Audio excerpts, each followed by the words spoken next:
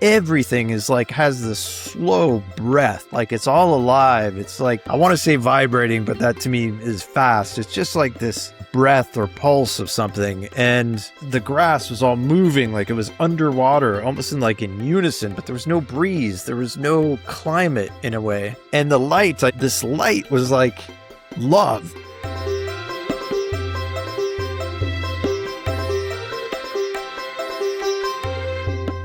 Welcome to Buddha at the Gas Pump. My name is Rick Archer.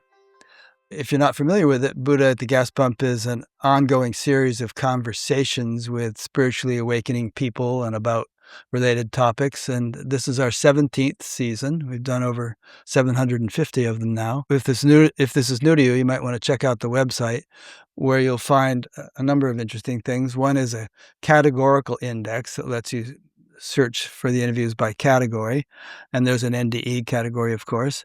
Another is a video context search thing where you could type in a search term such as Kermit the Frog, and if that's been mentioned in a particular interview, you'll immediately see the interview in which it's been mentioned, and if you click on that listing, you'll actually go straight to the point in the interview which it's been mentioned. And I actually have mentioned Kermit the Frog. There's also a BatGap bot, we call it, an AI chat bot that has been informed by nearly 500,000 documents that are relevant to the kinds of topics we cover, including 1,700 of the world's sacred texts. And there's no charge for any of this, of course, but like today's guest, Jonathan Ashford, we do accept and rely upon donations. So if you appreciate it all and feel like donating, there are PayPal buttons on every page of the website, and there's a page which explains alternatives to PayPal. So as I mentioned, my guest today is Jonathan Ashford. And a lot of you who are on this call are probably familiar with him, but many of you may not be. So I'm going to leave it up to Jonathan to decide how elaborate he would like to make his account of his near-death experience. Because for many people listening, they will have already heard it half a dozen times, and others haven't heard anything. So it's in your hands, Jonathan. Why don't you get us started by telling us what happened to you? Yeah, I was 46 years old, C-level executive, single guy who climbed the corporate ladder rather quickly due to the fact that I just didn't have any empathy or compassion for anybody. I was all about that helped you climb the corporate ladder? By 25, I was a vice president. I just was merciless. I didn't care if you had been there 35 years or 10 minutes. If you had to go, I didn't think twice about it. I just didn't connect with people very well. I could not understand the idea of compassion or empathy for others when placed in an environment that required the lack of those things. So I moved out to northern Idaho during the pandemic. It was just open, and where I'd moved from was closed. And I quickly found a couple contracts and things to work through. I think I was a chief operating officer at the time. And I kind of found my groove. I was a workout nut during the day. I'd ski, I'd snowboard, I'd mountain bike, I'd rock climb, I'd hike, snowshoe, trail run. I was very active. A couple hours in the gym a day. It was my church. Super fit, super vain. And then at night, I would go out and do debaucherous things. I would try to find the other single people. And I would do shots and drink and spit chewing tobacco and talk about all the Vegas trips with the guys. And, I was just somebody who was not spiritual. And it was interesting because where I live now, I would say it's more spiritual. There's more of an understanding of spirituality, I would say, in the Pacific Northwest than where I moved from on back east. And I was just opposed to it. I was like, what is this? Like, is this your weakness? Why you guys talk about this? Like, people would come up and I would overhear things about astrology, or I would overhear things about tarot cards. I'm like, what? I used to call it witchcraft. If I met a girl who was into these things, I'd be like, oh, witchcraft. And I'd just steer myself away from it. And I just always had this chip on my shoulder, which was if God really exists, why are you worried about it? Like, why are you thinking about it? Like, what does it matter? You're going to die and you're going to meet it anyway. So why are you so worried about it today? And that was my inside joke. Why go into a building every Sunday? Like, what's wrong with you? And I would say, if somebody asked me to go to church with them, I would say, meet me in the bar when you're done. And that's just how I looked at life. I was just irreverent, brash. And then sure enough, I was working on an outdoor project at my house. I was on the keto diet. I was intermittent fasting, super health freak. And I went to Home Depot to pick some stuff up, and I felt really ill. I felt something wash over me, like it's just like a blanket of illness. It was immediate, and I couldn't figure it out. And I thought, well, I've only had a cup of coffee today, no big deal. I went home, kind of powered through it, was working outside. It was now lunchtime. I went to a grocery store and I collapsed. I collapsed in the coffee aisle. And about the time I hit the ground, I kind of like snapped to. And being the person I was, I knew I'd never had massive health problems before. I knew something was seriously wrong, but I didn't know how serious. So I got up and I took myself to the emergency room. I walked in there. I live in a town of 8,000 or 9,000 people, and I call our medical care. It's actually the town joke. The medical care here is just keep you alive medical care, because they'll even misdiagnose a broken leg. It's that bad. So I walk in and they look at me, while you're walking, you're fine. I'm trying to describe, I can't feel my arms, I can't feel my legs, my head's woozy, and they're looking at me while you're walking and talking, so it must not be that bad. And they ran a battery of tests and nothing came back. And the ER doctor said, well, you're having an allergic reaction. And I said, it's not an allergic reaction because all I've had is a cup of coffee today. So they sent me home for the next week, and I'm working from home at the time, so I didn't have to leave the house much. For the next week, I was paranoid. I was like, something's wrong. I felt off. I felt weaker. I wasn't sleeping well. It seemed to be getting sicker. I'm like, I just do not feel well. It felt like something I'd never felt before. The following weekend, it happened again. I felt that same feeling wash over me and start to come on again. And I was like, uh-oh. And I lived at the time about 3/4 of a mile from the hospital. So I'm just jumped in the truck and went. Sure enough, same nurse, same everything. You're back again, kind of thing. And this time, a marker came back in the blood, and they said my blood was acidic. And I didn't know it at the time, but that was apparently a big marker that they missed. And they attributed my acidic blood to the ketosis that I apparently was in from the ketogenic diet. Well, it turns out that isn't completely true. It can, I guess, increase the acid profile in your blood. But what was really happening was I was let out again, and it turned out to be sepsis. And sepsis is a blood infection? Yeah, as far as I know, it's a bacterial or infection that seeps into everywhere in your body. Yeah.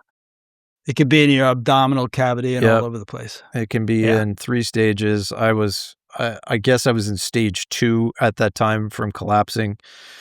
So I went home, and then the next day I fell off a cliff physically, and I was half a germaphobe at the time. So I figured I had just picked up COVID from being in the ER twice. Like being in the ER once a year was a pain for me, but now I was there twice in 2 weeks. So I figured, well, I have COVID. I'm going to power through it. My body temperature started to change, at least felt like it was changing. So I was bundling up. It was 70 degrees outside in end of May. And I just started to not be able to control my body temperature, the feeling of my body temperature. Then over the next week, my hair started falling out. My eyesight started going. I was having trouble eating. I couldn't digest anything. I was just getting weaker and weaker. I used to go outside with my dog every time I'd let him out in the backyard. I had a big fenced backyard, and I was not even interested. I just opened the door and I'd just leave it open for him to come back. And everything changed. I started sleeping more and more and more, and it was just getting awful. I would have like half my face swell. Actually, I have a picture. I don't think I'll ever release it, but it was 3 days before the event, and it just looked awful. And sure enough, about a week later, it was bad enough to where I was so cold. I had the heat on in the house. I was wearing heavy wool socks, heavy sweatpants, heavy hoodie, and I was bundled up under blankets. And I'm like, I was not a huge believer in COVID at the time, and I thought, wow, this is really kicking my rear end. And I thought, this is real.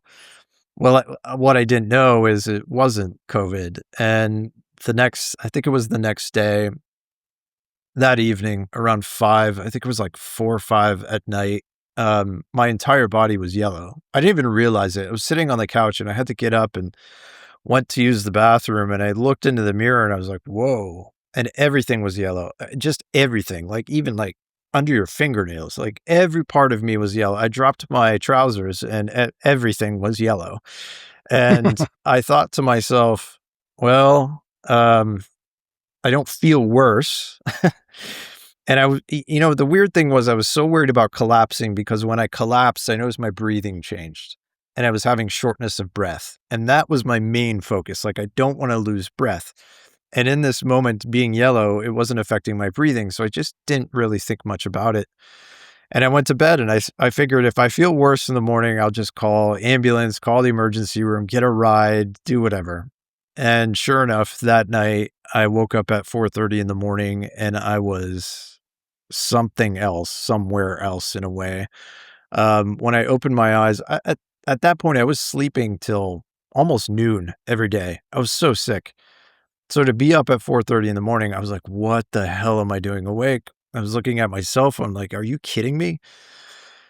So when I went to roll out of bed, I put my legs off the edge of the bed and I tried to stand up. And when I did, I fell. I fell right into the wall. My bed was only about 3 feet from the wall and I caught myself. I was like, oh, something's wrong. And it was like, I describe it as if you have a small LCD TV screen and you take 2 hands and you just move it around with your hands. It wasn't like the spins if you've had too much to drink or if you're seasick or something. It was like reality was being moved. And I thought, well, that's strange. That's really weird. And I tried to make my way to the bathroom. It was maybe 15 feet. I had to go down a short hallway and make a right into the bathroom. And as I started to walk, my legs weren't really working too well, and I couldn't feel them. That was the weird part. It's like I couldn't really feel my legs. And as I was making my way to the bathroom, I was like, what is going on? And I looked down and I'm dragging my right leg. It's just like this lump that I'm just kind of like placing and it's not really working and I can't feel it. And I'm like, ugh. At that moment, I was just like, whatever, just keep going. That was my mentality in life. It was like, if it's not killing you right now, just keep going. Why are you stopping? It's like, I used to say that to people at work. Why are you stopping? There's oxygen everywhere. Keep moving. And so I make it to the bathroom door frame and I look at the sink and it's, I don't know, 6, 7 feet away. And I'm feeling like I'm going down. And I just said to myself, just dive for it, just fall into it. So I did. I took like a couple shuffles and just kind of caught myself on the sink. And when I did, I looked down at my hands and they were completely just empty. It's like all the fluid had leaked out of probably most of my body at that point, but I couldn't see it because my hands were the only thing sticking out of this black hoodie, this thick black hoodie. They're just completely gray, no fluid, just skin hanging. And I thought to myself, wow, what a weird hallucination. Strange. I must have like a really bad fever or something. But all week I'd been checking my temperature and it was always 97.1. I couldn't explain it. I felt like I would have had the worst fever ever.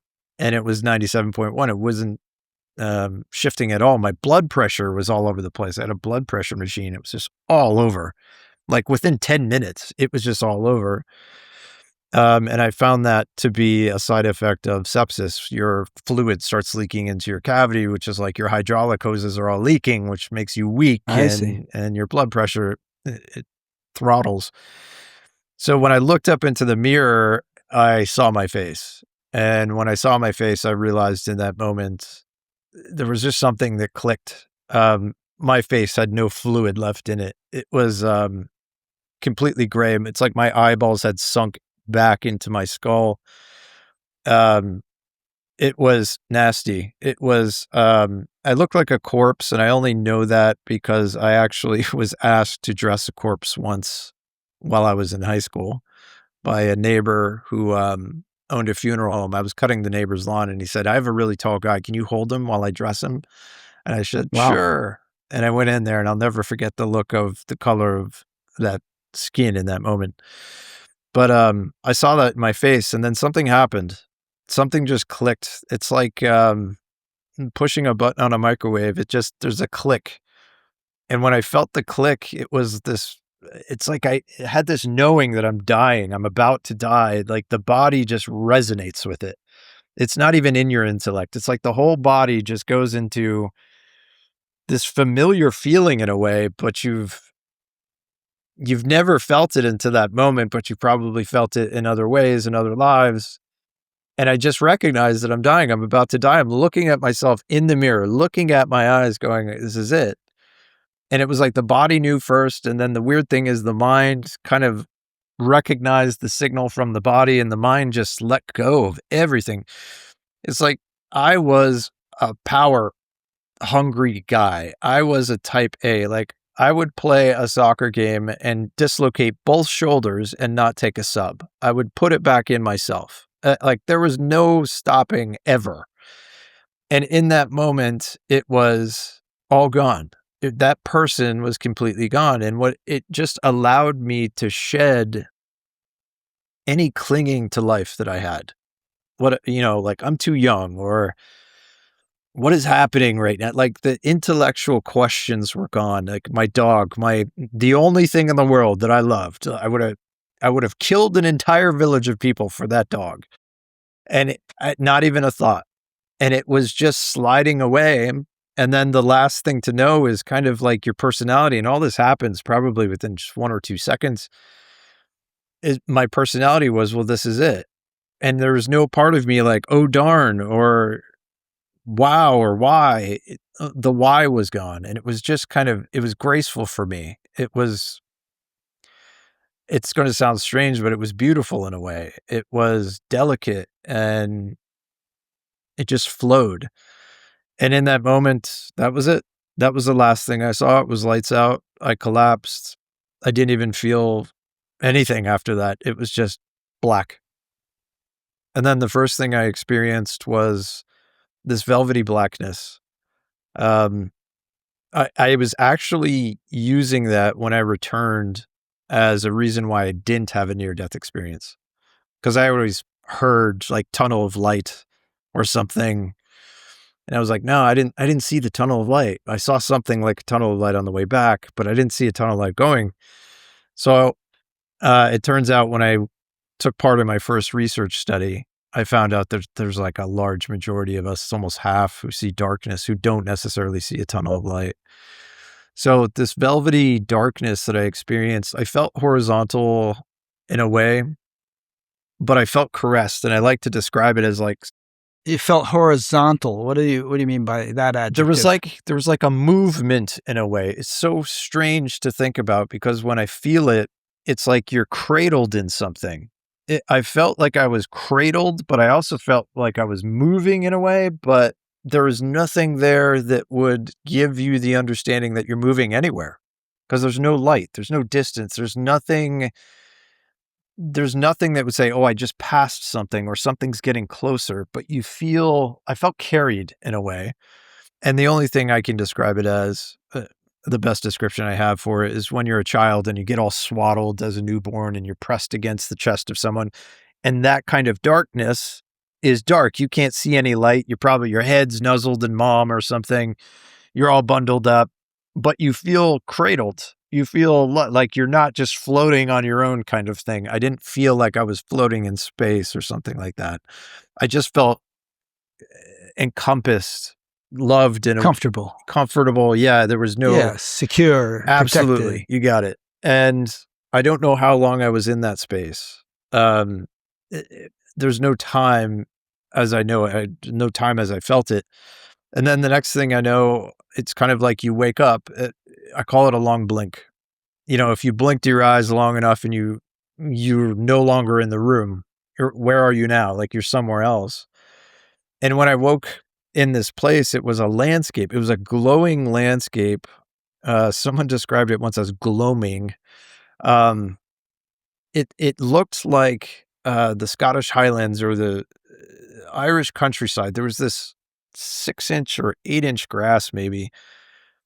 Before you go on, I'm wondering if that whole thing you went through where it was dark and you were feeling swaddled and all that stuff was some kind of a portal or some kind of a transition zone that you needed to traverse before you could get to the meadow, you Yeah, know? I do Yeah, I do believe that's the case. I do believe that there is some kind of mini transition before to me, there's multiple transitions. I think that was one. The next one was yeah. when I was welcomed by a being, so to speak. Yeah, and Um, in fact, maybe the dudes on the other side said, "Okay, we got an incoming. He's in the tunnel. He's in yeah, the dark place now. yeah, Get ready." yeah, like, "Set the table, the company's coming." Um, so yeah, I woke up in this place, and the strange thing about it, and I also understand from the research studies, is I didn't know I had passed. Like, I didn't know I was dead. I didn't know I was in a place we would call the other side or in another state. It felt so more real than this. Like, the only explanation or comparison I can make is this right now feels like a cartoon to me. Like, it just changed my understanding of what is real and what is illusion, or what is manufactured and what is truth in a way. Um, it just feels so incredibly real, and I'm looking at this landscape, right? There's light coming from everything. There's light coming through the grass. There's light coming out of the rocks, out of the hillsides. Everything is like has this slow breath, like it's all alive. It's like, I wanna say vibrating, but that to me is fast. It's just like this breath or pulse of something, and the grass was all moving like it was underwater, almost in unison, but there was no breeze, there was no climate in a way.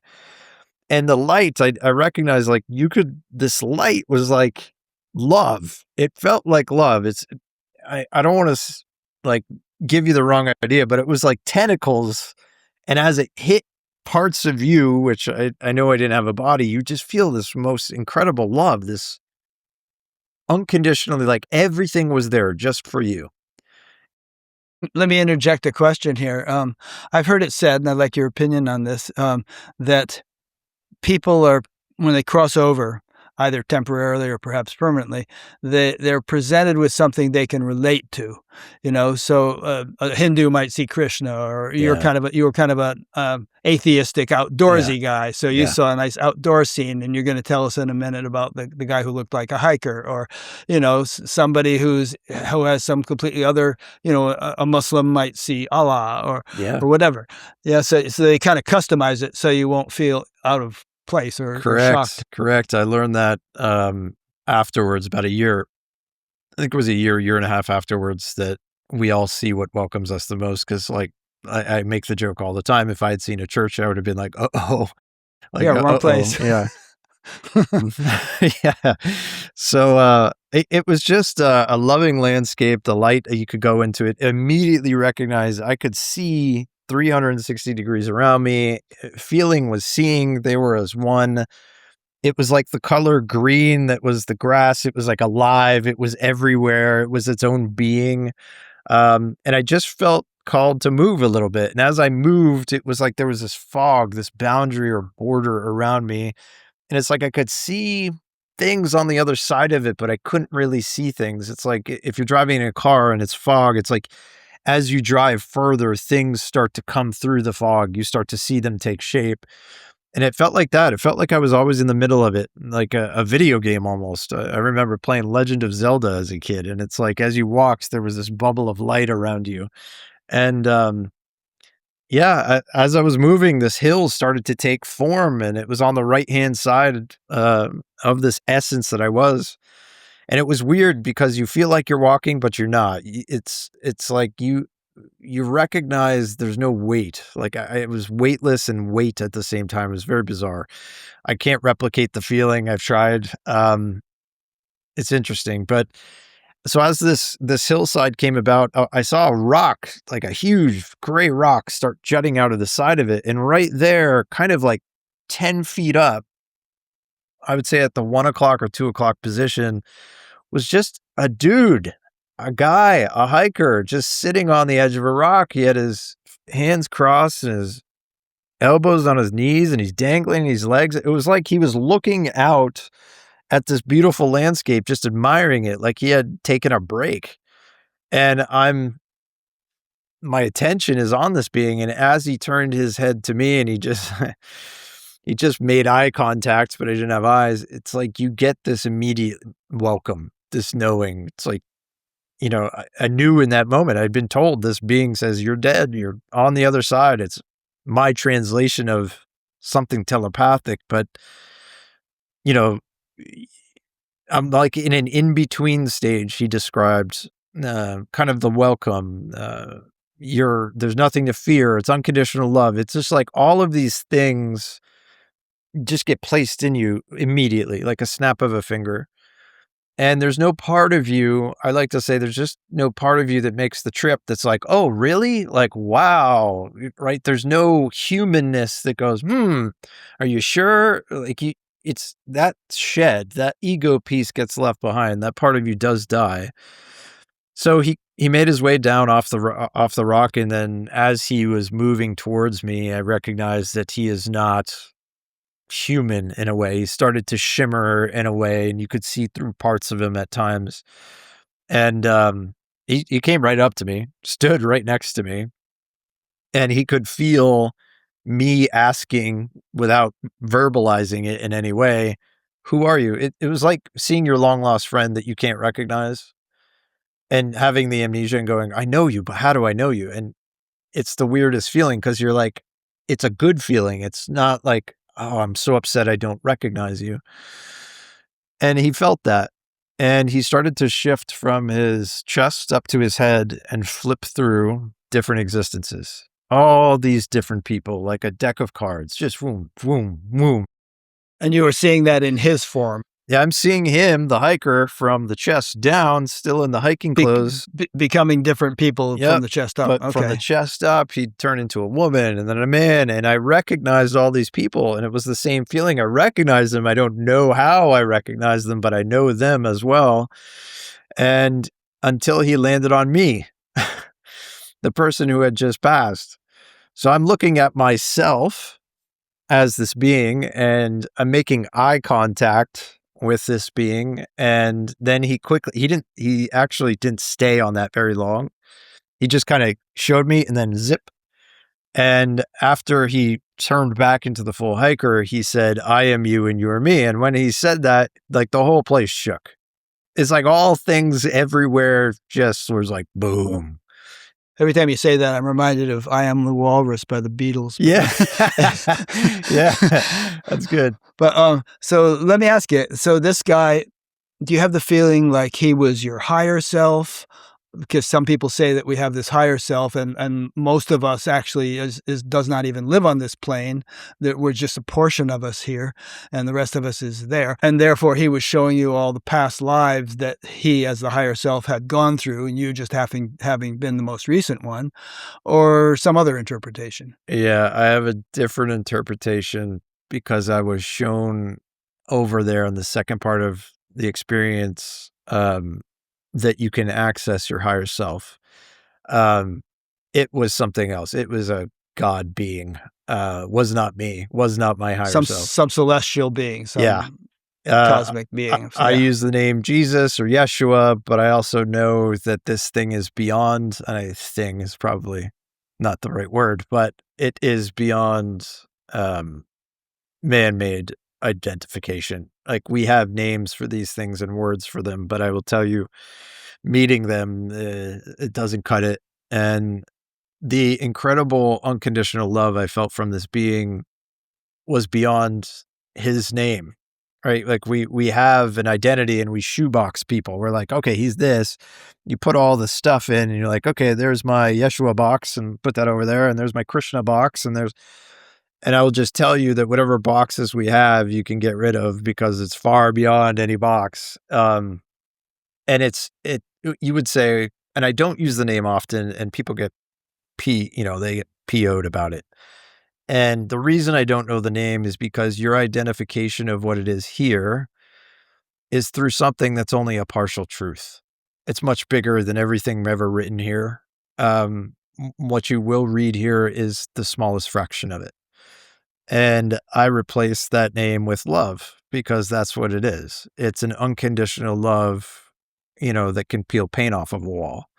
It's and he would say the same thing. He does not have the ego that says call me by my right name or else.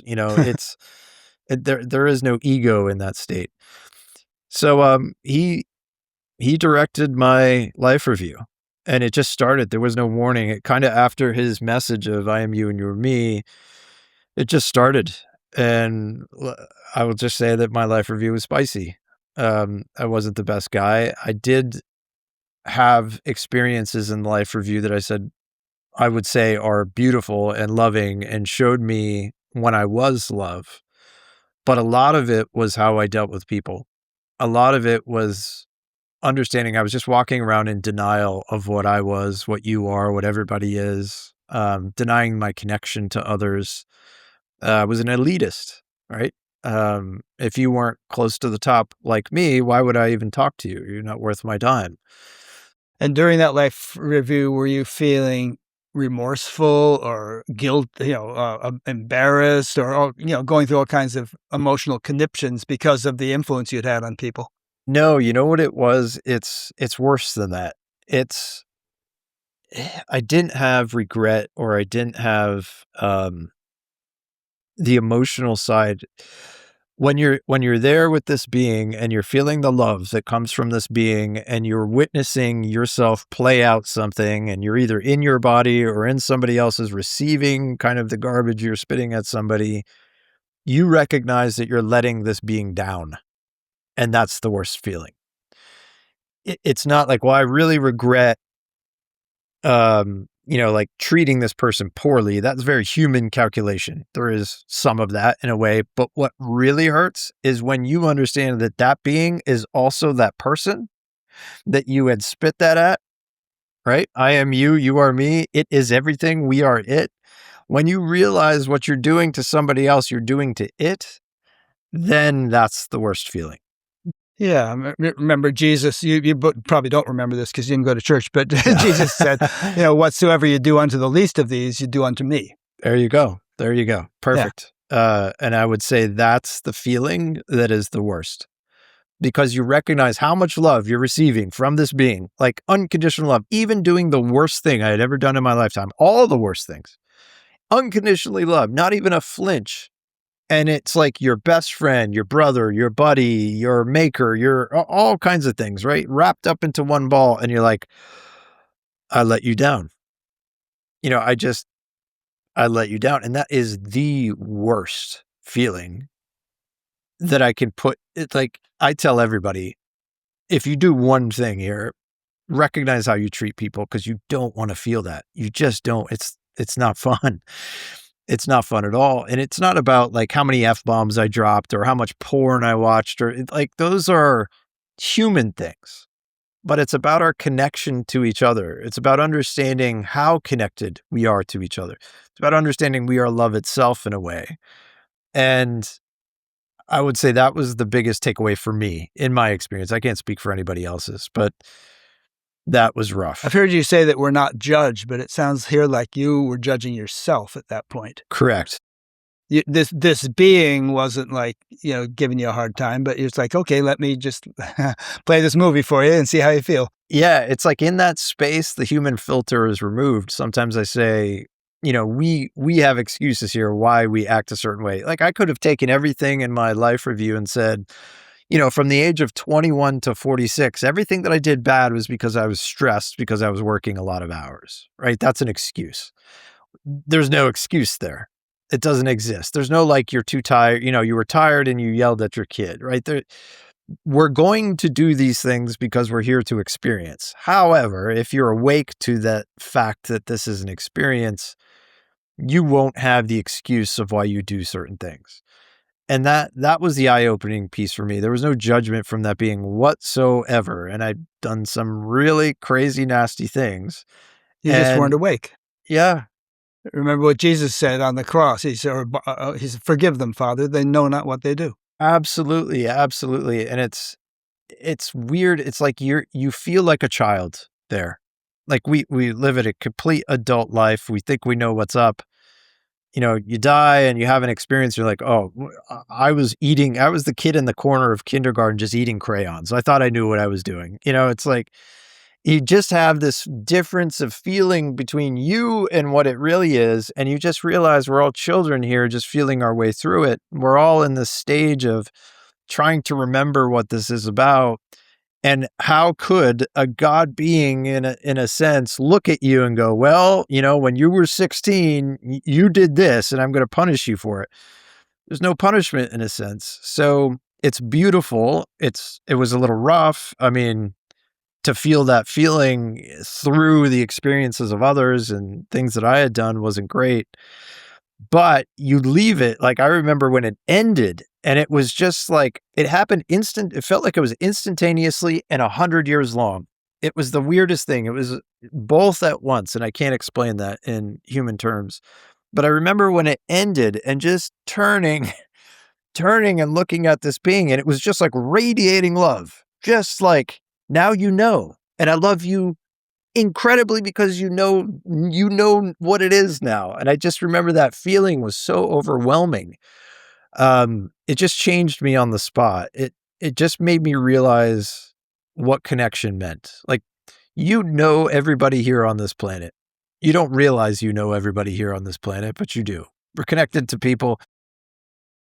Do you think everybody encounters something like this when they cross over? Like, Adolf Hitler is, hey, welcome home, or do you think there's some kind of variation depending upon how we've behaved? I mean, you're kind of a innocent little Boy Scout compared to somebody like that. Yeah. And then how does it, I don't want to use the word retribution would be the wrong word, but how do the scales get balanced if a person has lived a really horrible life and, and obviously as a soul, they're going to continue evolving. So how does that get worked out? I mean, obviously some traditions talk about hell and all that stuff, but what's your take? I know that there's no hell other than what we manufacture. If you believe in it, you will manufacture some version of it there. That's in the studies as well.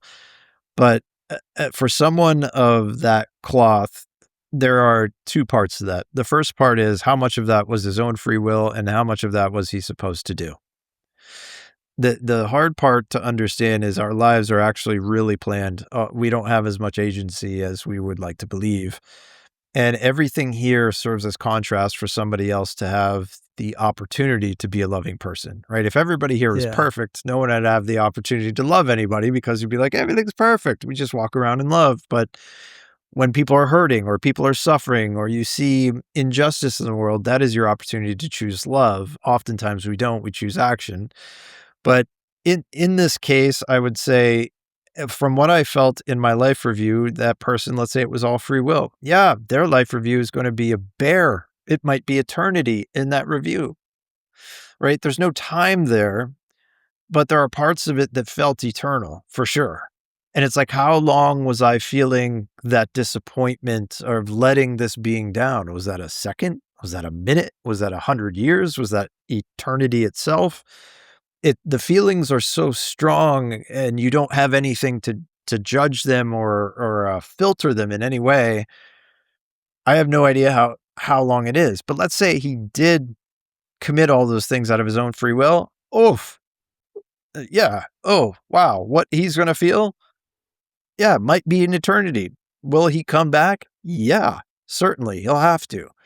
But if it's part of something that he was supposed to do, yeah. Is he going to be judged? No.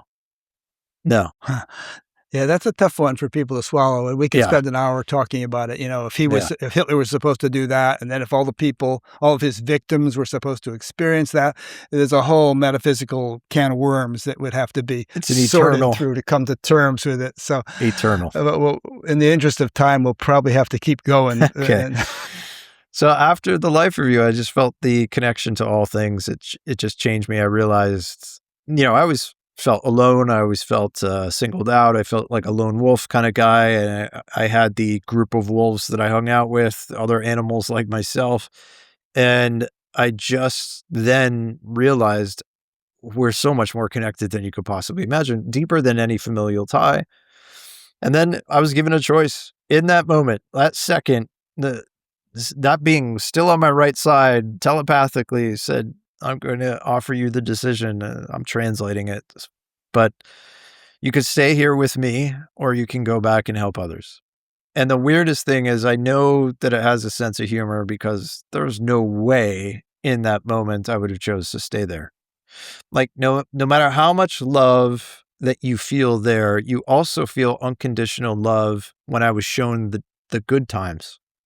I was shown that the same unconditional love exists in us now, and we can have that same love that I felt on the other side here. So there were these moments where I recognized, well, it's not just here, it's also back here in this state. And I thought to myself, of course I'll go back. Why wouldn't it? There was this immediate understanding that life, it was shown to me as these sparks. As soon as one would get hot and red, it would dissipate. And life here is instant. Like we feel it as 100 years, but it's instant. On that side, to make a decision, like, would you make a decision to snap your fingers on the other side if it helped, 1,000 people? Of course you would. Like, why wouldn't you? And when I made that decision, everything changed.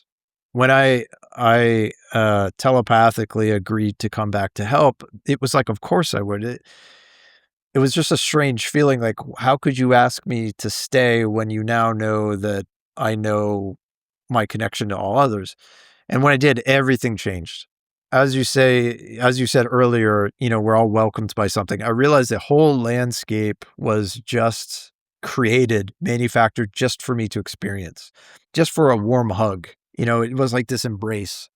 And it just disappeared. Everything disappeared. The being kind of changed out of the hiking clothes. You look like more of a god type of being, very tall, powerful. And that we're in, I will call it a version of space. I call it the void. It's like this living place that you just have this understanding all form comes from. It's like what's behind the form. It's like if you're in a factory of ceramics that makes ceramics. It's like, this is where the clay starts. And then it takes the shape of a pot when it goes through the machine. So it's like space, but it's not like space. The darkness is alive. It's fluid almost. There were these celestial beings or stars that were as big as homes. Just boom, boom, boom, all around. The interesting thing was the darkness that was between them, which was like a tar pit, almost like a just bubbling, moving darkness, was just as alive as the celestial beings. It was like you could reach out and grab it, a handful of it. It was strange. And we're just celestial beings that were like homes. When you say celestial beings, I picture some kind of angel or some kind of sentient creature of some kind. Very but homes sentient, obviously are insentient. Size-wise. They're as big as homes. Big as what did they homes. look like? Can you describe them? Giant orbs of light. Biggest orbs. Okay, like, so they were sort of featureless, but luminous and sentient. Yeah, definitely sentient. Massive and glowing a color. It's like a bluish, whitish, but it's not bluish white. It's some other color. Color was very strange there. There were colors, I experienced colors there that I can't describe. Their color is alive. Like we would say, well, it'd be like red being alive, but it's really like more than that. It's like its own essence. And the color that this thing emits is like the communication you receive. So it's like when you feel the color, when you feel the light, you're actually feeling the communication coming from it. It's like nothing I've experienced. So it's some kind of a medium through which information can be transmitted or something. And in this place, I just experienced just information. It went on forever. It was started with truth. I remember the first thing being shown was truth, and it was a perfect circle. It just appeared, just a perfect circle. And it was a description of how we live in partial truth.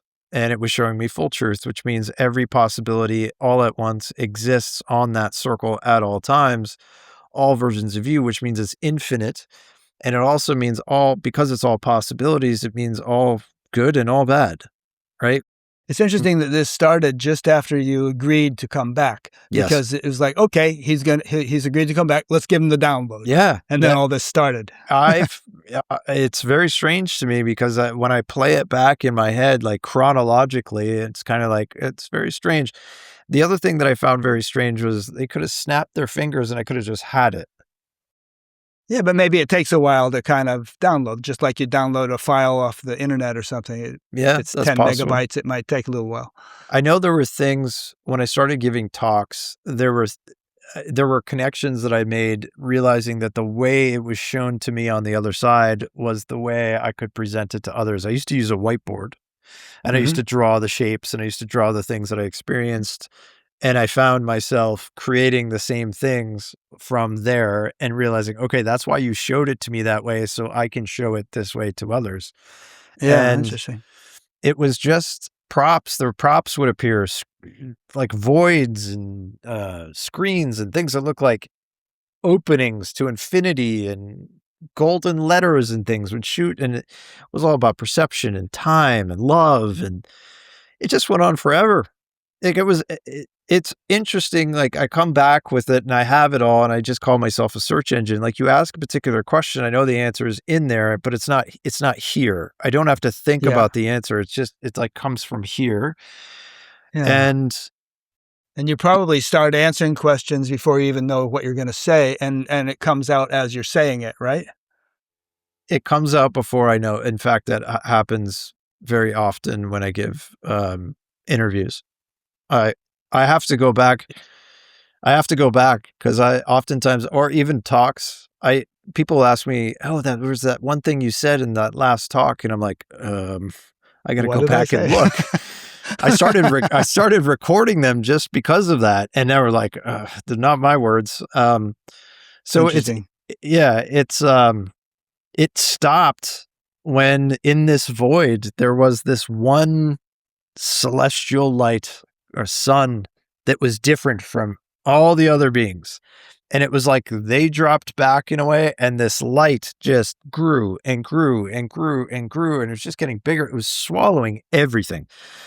Swallowed all the blackness, swallowed all the beings that were left there. It swallowed the being who was with me, and then it swallowed me, and there was nothing but this light. There's nothing front, back, nothing but this light. And it's a golden, whitish yellow light that isn't golden, whitish yellow, but those are the closest things I can use to describe it. And in it, you feel everything.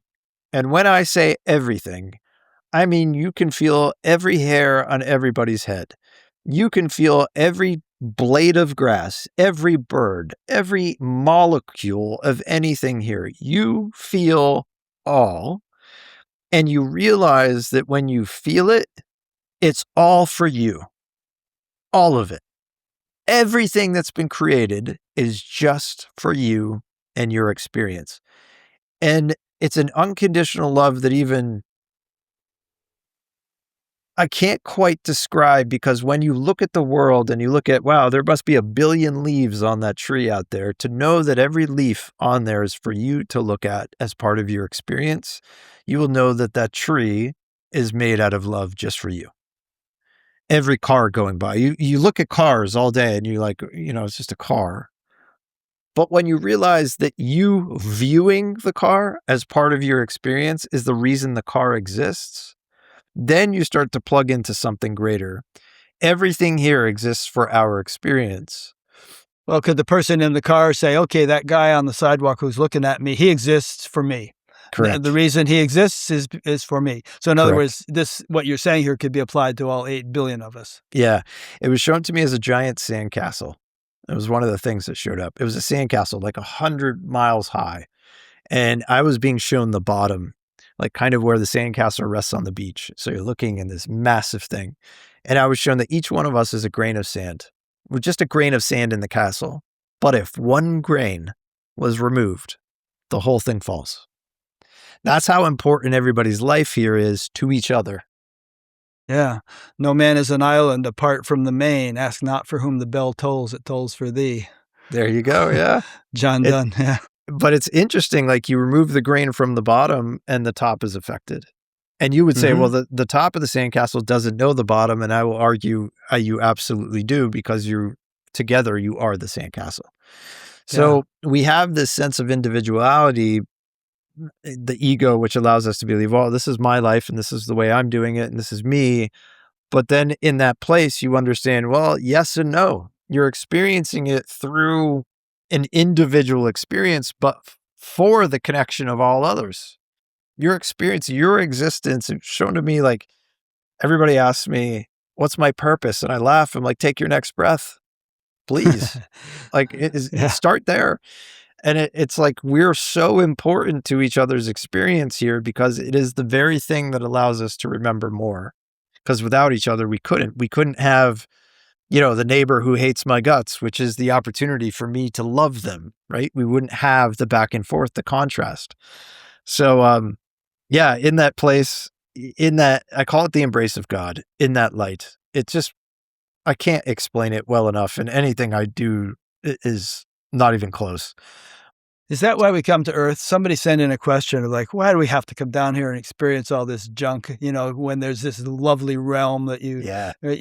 but maybe what you're saying is we can learn lessons or something, or there's value to be found in this concrete, difficult dimension of life that you're just not going to get if you just hang out in the heavenly Yeah. realms. It was shown to me as a gift. This is going to sound crazy to half the people listening, that life is a gift because I sometimes explain it as ice cream. You're like a 3-year-old, you have ice cream for the first time and you're like, "Oh my God, I didn't know ice cream exists." And you're just amazed by it. And every day you want ice cream. But if you eat it every day, you get bored of it by the 7th day. You're like, "Meh, ice cream." But imagine you would forget every day. So every day you tried ice cream, it was the first time again, the first time again, the first time again. And that's why we're here. We're here to forget love, to remember it, because when you remember the unconditional love that you are, there's no greater feeling. None. Not even winning the lottery. It beats that. And it's just, the gift is knowing that you remembering love is serving the whole. You not remembering love is also serving the whole. So your individual free will piece is, well, can I remember it today? Can I remember it right now? Yeah. Ooh, ice cream for the first time, when you start to feel it truly, authentically. But it won't make sense to our intellect here. It won't make sense. It's kind of like that embrace of God, which I was in, created everything for us to experience. This divine intelligence created everything for us to experience so it could experience our laughter, our love, our sorrow. It's experiencing through us. It's like walking away from the sun, forgetting the sun exists, and you turn around and you're like, "Oh, a sun." And the sun is like, "You remember." And it's like hugs and love. And it's an exercise. And the unfortunate part is we look at it as something to solve. And in trying to solve it, we create our own suffering. And I would just say it's an exercise. It's an exercise in right now. So right now, can you be love right now? Don't worry about tomorrow. Don't worry about 5 minutes from now. Just right now. Can you do it? Good. Now, remember as many right nows as you can throughout your life. You're going to forget. You're going to be the nightmare in somebody else's life. You're going to be the grumpy person. That's to be expected. This was never about perfection. But when you get to the right now, I remember, that's what changes the world. That's what changes the experience. That's when you turn and face the sun and go, "Oh, I know you're there." And that's where magic happens. That's putting yourself in a state where magic can happen. Do you find that you don't have to practice this anymore, like be attentive and remembering it and so on? Does it become second nature after a while? So it's just your spontaneous way of functioning. Whereas for maybe somebody who hasn't experienced what you have, Yeah. they really need to make an effort because otherwise it's so easily forgotten, and they have to be more vigilant. Yeah. I tell people, kind of don't make it an effort, make it a practice. Right? Fake Uh-huh. it till you An make it. effortless Yeah. practice. Fake it till you make it. Once I pray or give thanks or connect 3 times a day minimum. But those 3 times a day are always my meals. I eat 3 meals a day. Breakfast, thank you for the day, thank you for the opportunities, right? I'm trying to be love in the moment, allow that love to come within me, and I do that 3 times a day. But then you can expand that. You can expand that into gratitude, and gratitude is setting the stage for, I recognize this as a gift. I don't feel it right now. Not feeling that unconditional love in this moment because my boss, well, I hate his guts, but I recognize there's a gift in it. And that's just starting the process. It's a muscle in a way. It's kind of like the more you exercise it, the more you use it, the easier it is to flex it. Sometimes I say it's the shedding. So you have all these layers of the onion and you're just peeling away layer after layer after layer, and you're just getting to the source of what you are. And some people do that in this life, and some people won't. Some people refuse and love them anyway because they're serving to help you do it, right? You recognize the action in another and go, I just don't condone that behavior. And wait a second, but that behavior is serving me because now I'm being the witness to it that says, okay, I'll choose to be love in the moment and not judge the behavior. So we're all serving each other, breathing, serving each other, handing out sandwiches on the church steps, serving each other all the time. And in that space, you feel that, you recognize that. And then coming out of that, it was like dropping in slow motion back into a body. Question just came in Yeah. from that's directly relevant to what you were saying from a guy named Martin Klein. If the only decision we can make is whether we choose to be awake or asleep, how do we actually do that? Do we make the decision once and ask the thing in the room with us, please, I choose to be awake? Or is it more like thousands of little micro decisions in daily life where we try remembering to choose to act or react from a space of love rather than from a space of fear? I think it's a little bit individual, but I'll tell you how it was shown to me in my life review. It was shown to me that it's a state. So you're not, we use the words like decision. You're trying to make a decision, and that's true. But think of it more as a state. I'm trying to put myself in a state where I'm aware. And if I'm aware, I tend to see if I am loving or I am not, rather than blindly walking through life. It was kind of like, I'll use it. I wasn't a good guy. I hung out with people that weren't great people, and I would say, "Hey guys, let's go to the bar. First one to pick up a married lady wins." And it's kind of Brother. like, yeah, and it's kind of like that's who I was. And it's kind of like you would look at that and say, "Well, obviously don't do that, dude. Like go to a movie." And I was shown if I had gone to the movie, it wouldn't have changed a thing. It would have changed nothing because I would just be the same being in the movie wishing I was at the bar. And it's about state. Like we think, well, it's this decision or this decision. And we're like, well, kind of, but it's more about the state that you're in. If I had woken up and said, well, obviously I should go to a movie because I want to be a good person or I recognize that I am love, then you've changed state. So it's a reflection. It's like you're dropping rocks in a pond and those ripples go out. So you drop the rock in the pond that says I'm a loving being. Your next 10 decisions look like love, right? You drop the pond that says I'm not. The next 10 decisions do not look like love. And we try to go forks in the road every decision. I would say you're going to burn up trying to do that. Think about your state. What state are you in? Less about the decision, more about the state. Okay, good. And then presumably as the state becomes more elevated, then the decisions spontaneously flow from that state and are loving or, more And appropriate. it's multidimensional. Not only that, Yeah. but your existence just seems to randomly turn onto a different set of tracks. It kind of picks you up and says, oh, you're on these loving tracks. So you won't even get put in the situations as often where you need to go, oh, I need to be love in this moment. It's like there's a reward system in place that it directly coincides with the state that you're in. So if you're Yeah. authentically in the state, it goes, okay, I'm not going to challenge you. You don't need it. I would prefer you to Right. just be love so that others can recognize it in themselves. So it's not Yeah. like, well, you're a loving being. Let me give you a bunch of stuff to really mess with you to see if you are. It's not, it doesn't work that way. But it's more loving than that. Cool. So Okay, so you were about to turn to the emergence from yeah, near-death experience. Yeah. it just felt like I dropped back into my body like a raindrop. It was, in fact, when I say it that way and I get a vision of this slow motion, just raindrop falling, and it felt horizontal at a point, kind of like going in, and that's when I had like the tunnel of light. I was on the way out, way back into the body. It was like that light was pulling back from me. Was I moving? Was I actually falling, or was it just pulling away? I don't know.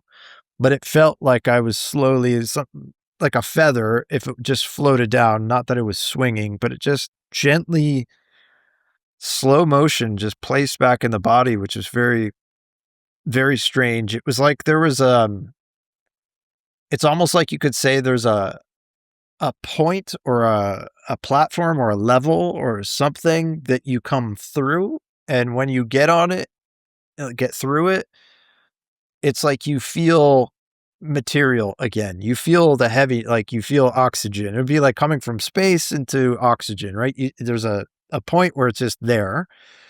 And I felt that before I had re-entered the body. It was kind of like I was back in reality or this illusion or this matrix. And it was the weirdest feeling. It was like being in the center of my chest. It was like I was standing inside my body in the middle of my chest in darkness, knowing that I was in a body, but couldn't feel any of the body, which was very strange. And it wasn't until recently, like maybe in the last year, I was talking to someone who's a big Rudolf Steiner reader, and he said, "Oh, he describes it in the same way." And I don't know much about Rudolf Steiner.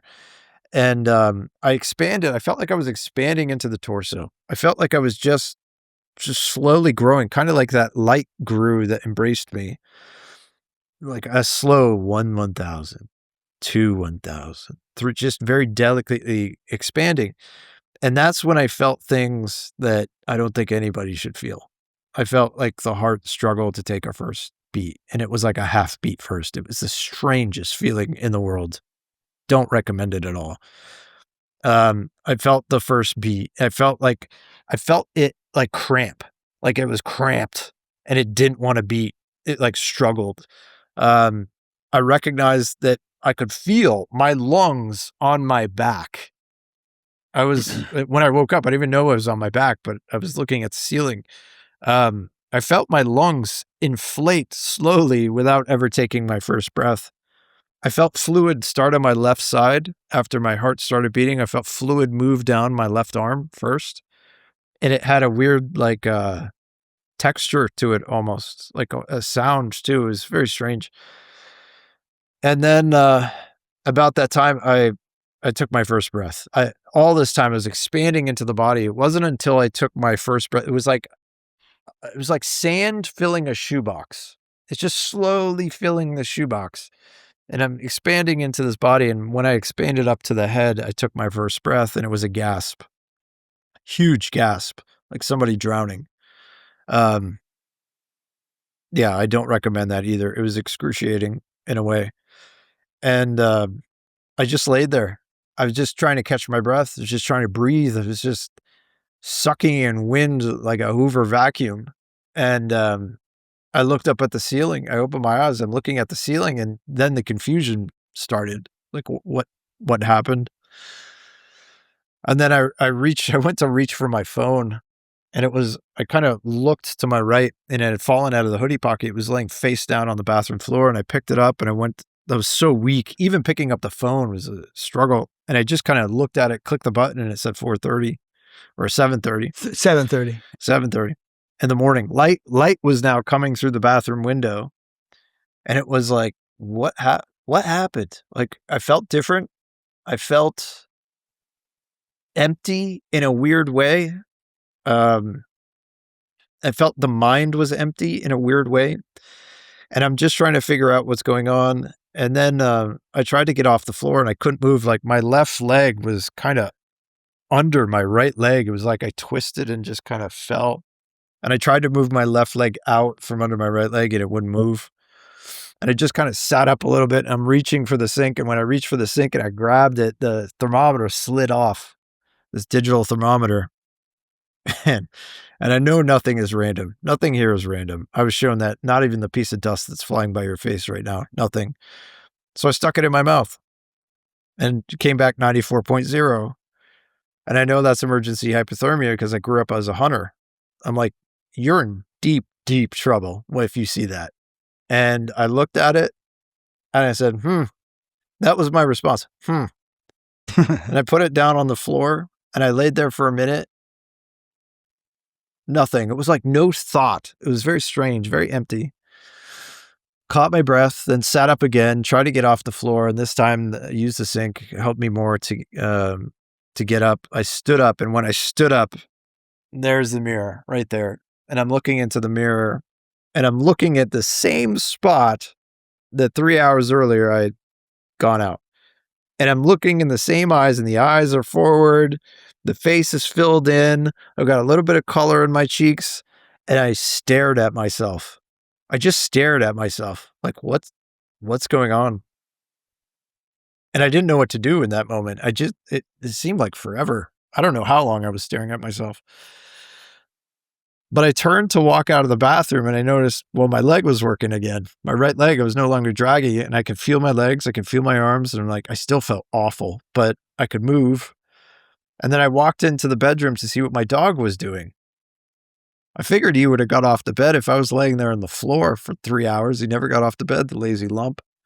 And I walked in there, and he just turned. He was facing the wall, the other wall.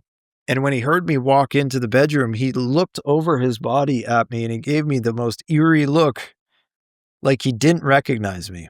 I'll never forget that look. He's passed now, he's gone, but I will never forget that look. He was my baby, that dog. And he always looked at me with nothing but eyes of love. And in that moment, it was almost like there was a touch of fear in him. It was like he didn't really recognize me, and he saw through me. It looked like he was looking through me. And I looked at him and I said, "What's your problem?" And then I turned around and I walked out to the kitchen, and I'm just slowly trudging along it just to make his breakfast. And the weirdest thing, which I know is part of the experience, is for 2 weeks I was sleeping with my phone pre-dialed on 911 with my front door unlocked in case I collapsed again. I was like monitoring my breath, monitoring my body temperature, taking my blood pressure every half hour on the hour for 2 weeks. And I'm walking around going, no desire to call anybody. Like, it never even crossed my mind. Like, oh, maybe you should seek medical help. Like, nothing, zero. And I went into the kitchen and made his breakfast and called him out, and he ate. And then I sat down on the couch for like 3 hours. And I just sat there, no TV on, no music, nothing. And it was like I was not here. It was like I still had one leg. I started replaying this experience. I had one leg there and I had one leg here. And I could feel everything. I could feel like the couch was hugging me, like it was alive. I could feel the walls felt alive. The sun coming through the windows felt alive. So at this point, did you actually start remembering everything you had just been through Yeah. with that whole near-death experience? It's not like it took you weeks before it came to you. No. You realized, holy mackerel, I just went through this whole thing when there was this being and there was a field that looked like Ireland. That was all Yeah. coming to you now. The strange thing is I didn't know what it was because I didn't know what a near-death experience was. I was not spiritual. I was like, what the hell just happened? And I had done psychedelics in college. I mean, I had some wild trips, and I'm thinking, this is far beyond that. It just felt way different. Yeah. And I was just sitting there, just trying to resolve it. Just trying, what do I do with this? What do I make of it? And I had this overwhelming feeling of love I could not place. It was just so foreign to me, to who I was 3 hours earlier. And I'm just like oozing love, like out of my chest. I'm thinking about the neighbors. I love them. I'm thinking about the neighbors 2 doors down that I hate. I love them. I'm thinking about how much I love my dog. I'm just like tearing up in love, sitting in this place. And it's like, I lived like that for the next 3 days. I literally just did nothing but sit in a quiet house with nothing on, just experiencing the experience like I was still there. So you still didn't go to the hospital or anything? You just sat there No, for a few days? I had, it's funny. I had a doctor appointment scheduled for like 4 days after the event. And when I walked to the kitchen to make his breakfast, I said, I guess I'm good. I'm no longer yellow. Brother. And my leg is working. I'm like, yeah, I'll wait till the appointment. And no, nothing, which is, I know is part of the experience because I was like literally at a button. I would sit on the couch like this. I'd have the blood pressure machine going. I'd be having trouble breathing, and I'd be sitting there with the phone like this. Getting ready to dial 911. Just getting ready to push the button because if my breathing gets worse, I'm like, I'm in trouble. And no, nothing. Like no desire for medical help, no worry, no like, hey dude, you were gone on a bathroom floor for 3 hours. Like, I fell for literally a split second, collapsed face first down in a grocery store, caught myself before I smashed my face. And that was enough for me to beeline for the emergency room And here I know that I've been gone for 3 hours. I know my body temperature is 94 degrees. And I'm like, oh, well, like, what a beautiful day. It was the strangest experience. I still can't resolve it completely other than it was part of the experience, which I wasn't supposed to call. I wasn't supposed to do anything. Before we So, get any further, I warned you by email that I had a skeptical question, so I'm going to ask that now. And I want the audience to understand that I mean no disrespect, and I actually think that it may help you to discuss this a little bit. But medically speaking, if you stop breathing and your heart stops beating for 10 minutes, you pretty much have irreversible brain damage. I think the longest that anyone has recovered from such a thing is like some kid who was in icy water, and the really cold temperature kept him from having serious brain damage, and he was under there for nearly half an hour. But 3 hours, if I don't think there's a doctor on the planet that you would be able to convince that you had been in a state of no heartbeat, no breath for 3 hours and not be dead instead of near dead.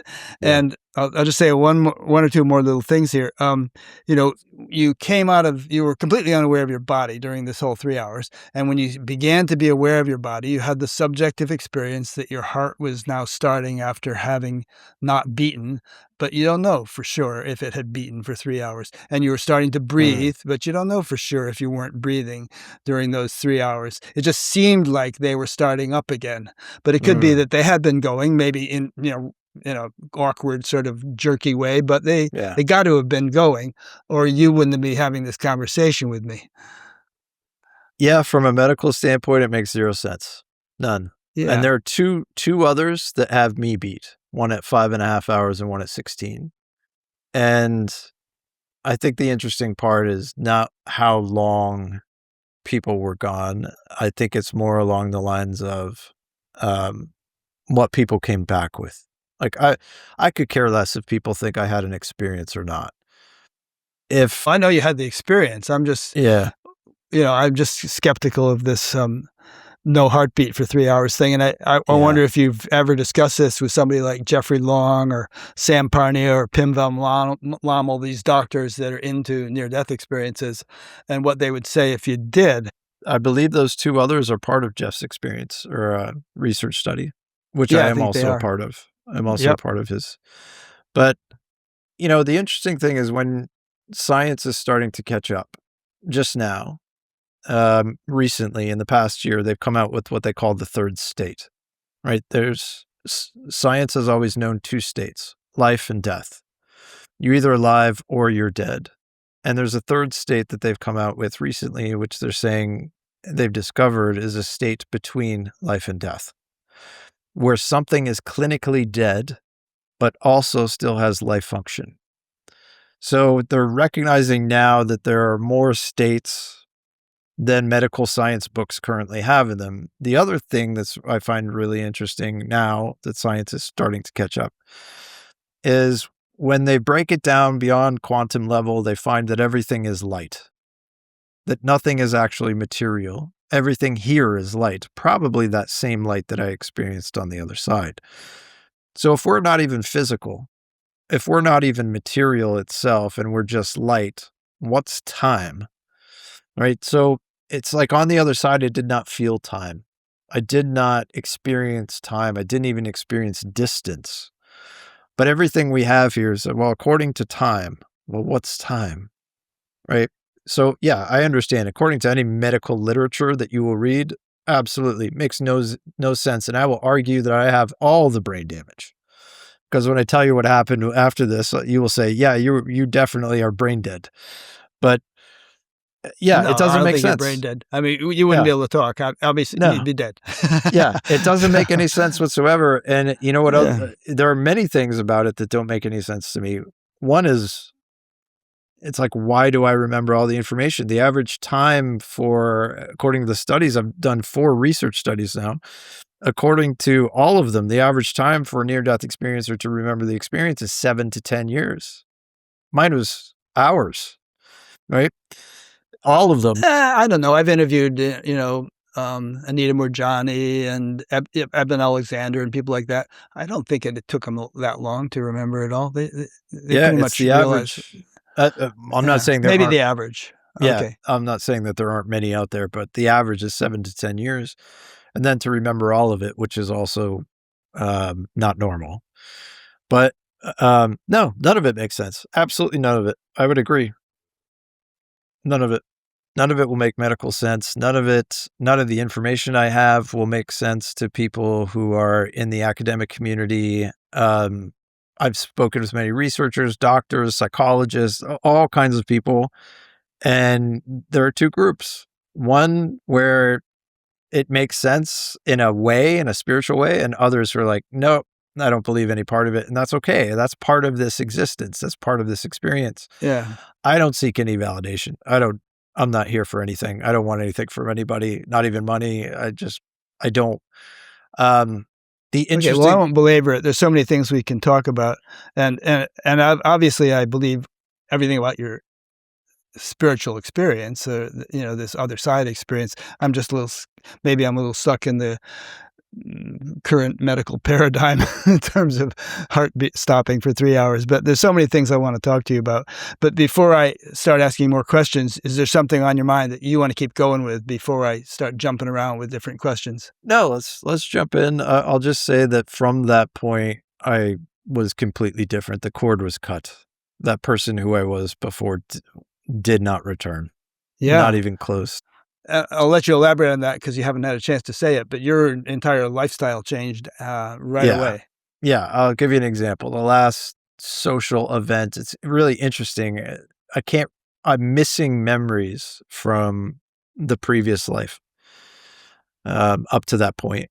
But I have some that are very vivid. And I remember the last time I went out was maybe like a week and a half before my collapse.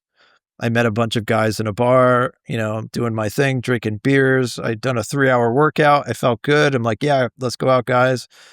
Drinking beers. I'm spitting my chewing tobacco into an empty beer can. And we're talking about the debaucherous things that a friend had just done down in Las Vegas. And we're trying to plan a guy's trip. And in that moment, if you had come up to me and said anything about love, I would have told you to F off. Like if you had told me, if somebody walked up and said anything spiritual or even hello, I would have stared at you like, why are you you're interrupting me? You would have spit tobacco at him. Yeah. Yeah. I was that kind of guy. I was always cocked and loaded. And waking up in a place of love, I immediately knew that didn't come back. I immediately knew I was never going to work in an office again. At that point, I was sitting on a move to Dallas, Texas. I had a job offer for $216,000 a year to be a chief marketing officer with a large company, which I find this ironic. A large company who buys up residential properties and turns them into commercials so they can raise the rents and basically kick people out of towns, right? Oh, that's a creepy thing. I've read about that. Yeah. Yeah. And I had an offer and I was about to take it. And lightning struck and I knew, I just could never go into an office again. I had a 25-year career in marketing and technology. I knew I would never, ever work in a scenario in any way where I would manipulate somebody for my gain or the gain of a company. And that ended that day. It's the weirdest thing. I wasn't that person anymore. And everything I had owned, I had multiple boats. I had an antique, high-end antique sailboat. I had a motorboat on one side of the lake, sailboat on the other. I used to drive one boat to the other. I thought it was great. Like, look at me. I can drive multiple boats to each other. And all the other stuff that I had, all the money, all the trips, everything, it just stopped immediately. Immediately. Everything changed. And there was no slow integration. It was a light switch. Yeah. And So you sold all that stuff. all I of it. mean, did you have much equity in it? Because you must have a little nest egg if you sold all those boats. I And wish I cars did. And I houses. blew it. I came out of a divorce and whatever I had left, I put into the house. I bought a house about a mile from the biggest lake in Idaho. But it was expensive to live out here. It's a resort town. So I put the money into the house, had a little bit left over. I bought the first boat. Then I started earning again. And I was like, okay, I need another boat. I need a bigger boat. Yeah, but then when you had your NDE and you sold all this stuff, didn't you have some? Yep. And I lived money off to that I sock lived away? off that for the first year or so, paid Okay, down all the okay. bills. I think I was $40,000 in debt at the time, so I paid that down. Yeah. So I blew the money. Basically, I went through the money in 2 years. Okay. And then And you didn't get a chance to finish your story, but the audience should know that what was wrong with you was that you had a gallstone stuck in a duct and you weren't aware of it because you had an insensitivity to pain. And that's why you were so sick. And I presume you've had gallstone surgery or something to get the stone out now or whatever. So no, that's not happening anymore. No, it just no, dissolved. I got healed. It was like the 4th day. 3rd, Okay. 4th day in there, I had this giant flush come through my body. Hmm. Like, it was disgusting. I'll just say that. I won't go into the detail, but my entire body kind of detoxed and flushed on that day. However, I was still severely ill, and finally, I convinced the doctor to do ultrasound, and they found all kinds of damage to my organs. And what had happened, it wasn't until months later, I gave up on the medical community. They couldn't figure it out. They're like, yeah, you've got some real problems. We don't know what caused it. And I went to, what do you call it, a functional doctor, or Functional homeopathy, medicine. functional medicine. And she said, well, let's do a DNA test. Let's do all the tests that the medical community won't do. And she put it together. She said, well, first off, you have a DNA mutation to pain. You know, she could see the markers. I showed her the ultrasounds. She's like, here's what I think happened. I think you went septic. You're showing signs of having gone septic. And she said, well, you're really lucky to be alive. I just laughed. I was just like giggling to myself because I was not sharing this with anybody. Nobody was going to know about this. And the funny thing is, I was sitting in this place going, I know on the other side I had agreed to come and help people, but I don't know how and I don't know what that means. So I was just sitting. I was like, I'm not telling anybody. I'm like, just tell me how to get better. And so it took me 6 months before I could eat food. Normally, I was on a liquid diet for 6 months, and then it was like a little piece of meat, and then it was like it just grew, but it took a solid year before I could eat well again. I'm going on the 3rd year. I still have medical problems that aren't completely healed. I'll probably have damage for life, but, I've heard you say that about every 6 months you have a health crisis of some kind. You kinda crash and then you come back from it, but you've been upgraded a little bit. There's been a yeah. reset and there's some new level of wellness that you hadn't had. Yeah, it's wellness. It's strange. It also coincides with the psychic gifts that I have. It's Right. like every 6 months I come back and just get a little bit more psychic when I go through that experience. I can feel more, sometimes physically feel more. So, You know, there've been people in history like Saint Francis who nearly died and was out for a long period and then kinda came out of it transformed. If you ever oh watched wow. the movie Brother, Sun, Sister, Moon about Saint Francis, you see what he went through, but there are numerous other examples like that where people go through this catharsis by virtue of a health crisis that alters them dramatically. I do know, over the people that I've met over the last couple of years, just doing what I'm doing, I find there's a common ground that is found in suffering. Physical suffering unlocks something in some weird way. Trauma, in some weird way, unlocks something more within us that doesn't if you haven't gone through it. But yeah, it was a long, on the other side, before I came back, I was given some warnings. One of them was the recovery was going to be long. But from that side, you're not thinking, well, what does that mean? Like, you just like, whatever. It's okay. The recovery is going to be long. And it turned out to be long. It was. I'm still dealing Still with it on working my on it. third Yeah. year. So it started Yeah. then. The whole experience really started then. Okay. Okay, I don't know how we're gonna do this, but I have, like, a couple dozen questions I wanna ask you. Okay. So, let's kinda go All back and right. forth Let's so I can go. get them in. So, and they're not necessarily in the most logical order, but, here we go. So, some of them are from me and some of them are from various people, but here's one from me. During your life review, you saw that there were guides accompanying you during your life.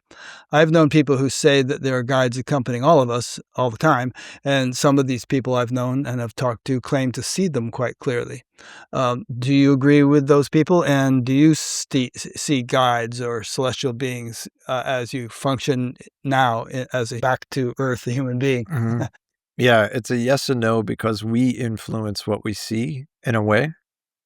So those who see guide, I speak to people and they're like, I have my guide Michael and my guide Mary and Lisa, and they look a certain way. And I just know that that is a formless divinity taking the shape for them. It's kind of like the welcome that I received in landscape. It takes the shape for you. We all have call it guides around us, but you don't have to call it guides. If you're breathing air, you're breathing it. It's around you. It's everywhere around you. However, some of us would prefer it in a shape. Well, Uh, some people say we all have a guardian angel or two that are actually entities that have been assigned to us for life to look out for us or something. I What do you wouldn't think say about it's that? across the board. I would say maybe in some circumstances, but the way it was shown to me is there's a formless divinity in the room that you can't see that Right. is always around you. It's a super intelligence, call it a quantum field if you want, but it's all around you all the time. Does it need a name? Maybe for you, you need to have it a certain way, or you agreed to have it a certain way in this existence. For me, I do see celestial beings. I see orbs. I communicate with orbs. Well, yeah, I want to talk to you about orbs. We're going to do a whole thing on orbs. Let's do that now. Yeah. All right. so, so, um, what are they? What are these orbs you see? I've heard you describe them in interviews, but tell the audience. I think it's a manifestation of that formless divinity. Some might call it consciousness. It's not a thing. It's An a orb means like a circle. So if you look up and you see one, are you seeing a luminous circle? Yeah, it's like those celestial beings that I saw in the experience, smaller versions. So you're seeing an orb of light in the sky at night. I see them in the day too, but most people will see them at night, recognize them. The interesting thing is I came back seeing them almost immediately. It was within the first week, and when I first saw them, I recognized them from the other side. There was a feeling that it emits, psychically, I guess, for me, that I recognized, "Oh, hey," it's like, I know you, from being there. So I think it's more of a consciousness manifesting in a way that allows you to look at something and say, "Oh, there it is," which is a version of it you can point at versus the understanding that everything your kitchen table is also an orb, right? Like, Right. everything here is an orb, your shirt is an orb, but Meaning it's it a has a subtler dimension to it, yeah, but right? it's a lot easier to point at the thing in the sky where you're like, "What is that?" Yeah. Right? So it manifests in different ways. I've seen those orbs show up as many different things, not just balls of light. I've seen them turn into shadow figures and turn into birds, turn into rainbow color, disappear, turn into, clouds of white smoke, hundreds of different things. Which is why I don't call them, yes, I'll refer to them as orbs, but I think it's more of a consciousness thing. It's much So bigger. do you think they're like subtler they exist primarily in a subtler dimension and we're kind of seeing them indistinctly as an orb, but if we could see them more clearly, we might see more detail and more specificity. I think what it's that super intelligence, so it allows you to see it, right? It's not floating around just for fun. Must be some reason for it or some Correct. evolutionary purpose. It's for you to see it. I Right. do know, like, when I show them to people, I will take somebody out who's never seen one before. I know when they're coming. They will tell me if I should take this person out. I take them out, and then they see the orbs. And it's like seeing something for the first time, and then they find that they can see them now on their own. Okay. So it's a recognition that it's there. Now that I can see it, I know, "Oh, wait, it's probably always been there." Yeah. I had a thing like that one time. This was like 1973, probably before you were born. And I was giving a meditation lecture and there was a snowstorm. So only two people showed up. And one was sitting on one side and one was sitting on the other side. So as I was talking, I was looking at this person and looking at this person, going back and forth. And all of a sudden, I felt like another person had entered the room. And I looked to the center and there was an orb, like right there, kind of. And it felt like a conscious being that it was conscious of me. I was conscious of it. It knew I was conscious of it, and it was like, "Hello," and then Yeah. I just kind of went on with my lecture. Yeah, yeah. That's how it is. It'll show up in rooms with me. Sometimes it gives me a message. Sometimes it just wants me to see it. I I oftentimes say the experience is the message. right? We always like, well, I saw it. What's the message? And I'm like, no, the experience was the message. It's showing Okay. you that there's more. It's Yeah. showing you that there's a lot more here than you understand. It's kind of, can you open up to that? Do you think it's worth people's while to try to see them? Or I had another friend who used to see angels, and we were in an elevator in the San Francisco airport, and he had just told me about this. And I said, "Hey, are there any in the elevator here?" And he was like smiled, and we got out of the elevator, and he said they just said to me, "Don't tell people about us. If they're meant to see us, they'll see us." And then he said, "By the way, there were 3." That's great. Um, I don't tell people to go looking for them. I I know that they show up when you were ready.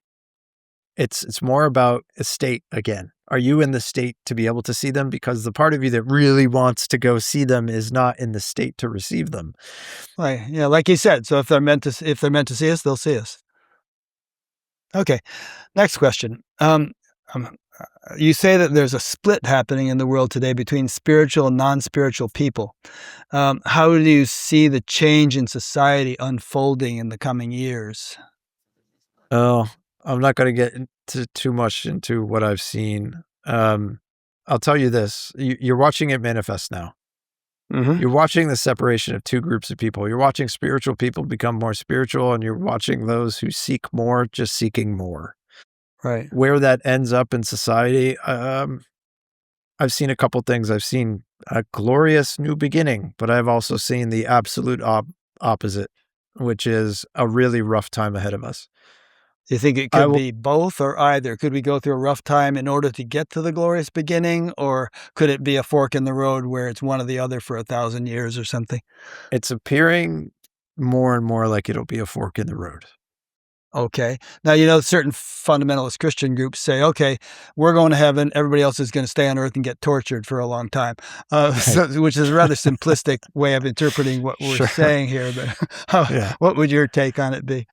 I would say there's a possible version of that, right? Like if you're, let's take today. If you're today worried about everything in the world, you're causing your own hell, right? But if you're sitting in the space of love right now, realizing that that's found within and is not found within in external circumstances, then you're almost freeing yourself of it.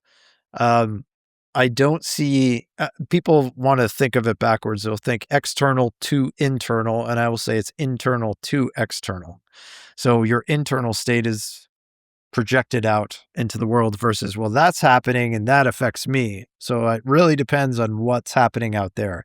And I will say, flip that quickly, flip it, get to the point where you can walk into any room in your house and just feel love. Just Yeah. feel love, just for the sake of feeling it. Would you say that the overall condition of the world is an expression or a manifestation of the internal state of all 8 billion of us taken collectively? I was shown that it is based on that state that I talked about on free will. So if everybody wakes up to the love that they are right now, the world changes. We could say instantly, but I was also shown that if everybody did wake up, the whole exercise stops. It's over. The whole world would This kind of only, dissolve or something? yeah, this only exists for contrast. So Hmm. it's kind of like if there are no school texts, right? Your school book, your math book. Do they even use books in school anymore? But your math book, your math book is the contrast to go, I hate math. But if there's no books, there's no school, you're out, there's no reason to be there. So it's about your state individually, your state, knowing that your state affects the whole. Yeah, but this whole thing of everybody in the world waking up all of a sudden is a bit of a moot point because everybody never does everything all of a sudden. There's always a kind of it's too big of a ocean liner to turn suddenly like that. Yeah. Yeah. Yeah. Okay, here's a question from Tanya Craig in New South Wales, Australia. I've listened to many of your talks and resonate with them. The question is, if you know whether the knowledge you were given or have access to is right or true for everyone in all situations, given that NDEs do differ and different truths on the same subject are provided, is there ultimate truth that can be imparted? I guess she's saying different NDEers might have Yeah. different spins on knowledge and, Yep. go ahead. Yeah. For me, it's less about knowledge. I mean, people will call what I come back with as knowledge, and I'll say, I just come back with an understanding that the basis of everything here is love. And so if you want to break that up into more manageable pieces, right, the best way to eat an elephant is one bite at a time. If you want to go about it from every different angle until you find something that allows you to experience the love of which you are and experience everything around you as the loving gift that it is, then I would say it is for everyone. But I was told on the other side that it is not for everyone. That was one of the warnings I was giving. Oh, the 1 and the 99 thing. Yeah, it's for the one, not the 99. And that was a multi-dimensional message that I didn't realize until I returned, which is it's for the one, the one, the one, the one, the one, which means it's customized for each person. But I also know that it is not for the 99. So you have to be in the state to receive it or to wake up. It's the reason why I'm not out there writing 10 books to try and educate people on how to become more spiritual. I know it's not for everybody. So I will say the timer has been set. You have a limited amount of time here, and your only purpose would be to wake up to the love that you are. Mm-hmm. So there are people here that will never do that. Just like as you said earlier, the whole world can't wake up. It can't, which means there are people that it is not for. They're not ready. No. Right? Maybe sometime they will. Yeah. I mean, it's like Jesus's parable of the sower, where seeds are thrown on different kinds of ground, and some of it, dies, and some of it sprouts up. Or the, pearls before swine quote that he said that, this is not for everybody necessarily. You have to be receptive. Okay. A somewhat related question. Do you ever look back on something you said a year or two ago and think, well, I have a more mature understanding of that now. I might have said that differently or in a more nuanced fashion. You described coming back with divine knowledge that was not learned gradually, but simply given, almost baked into you. How do you distinguish that kind of certainty from dogmatism? So there are kind of two questions in here. Can you be too certain and thereby dogmatic? And second question is, do you find your understanding and expression of it more nuanced as time goes on, more refined, more subtle, or something? Yeah, I think I would say if there's an evolution, it's in the words that I use. Maybe the practice of speaking with thousands of people now, I would say, has changed me. But no, I am certain because I know it's not me being certain. It's I'm guided to it. Half the time the words aren't mine. It's something comes through me. Like I've healed a number of people, but I also know it's not me doing the healing. Like Right. I'm just a conduit. I oftentimes tell people, ignore my words, feel the message between them. Because I know that's where you become the one of the 99. That's where the message is catered to you. It's not catered to you in the words that I use. It's catered to you in the feeling you get between the words. Right. And that's hard for some people to understand. Is it dogmatic? Well, some people will say it's dogmatic. Other people will say it's healing. Other people will say it's horrible. I mean, I get the entire range. Yeah, I've heard you were telling me privately that you get some real flack from people sometimes. Oh gosh, I get which seemed weird to me because everything you're saying seems so positive and uplifting. It's like, who could have a problem with it? I get the you effing mother effer. I get those pretty much every week. I got one guy who wrote me 7 days in a row, a full page of emails every day cursing me out because when he asked me if I would ask Jesus to fix his debt problems, I said, please understand that you don't need me. You can contact him directly. And he got mad at me, cursed me out. I get people saying they want to take me down, take me out. I'm a cult leader. Oh, it's across the board. But for every one of those, I get 1,000 that are, you helped me so much. I've been trying to unlock myself for 30 years and I feel love for the first time in 30 years, or I just lost somebody and you've helped me. Like I know it's just part of it. That was one of the warnings I received on the other side.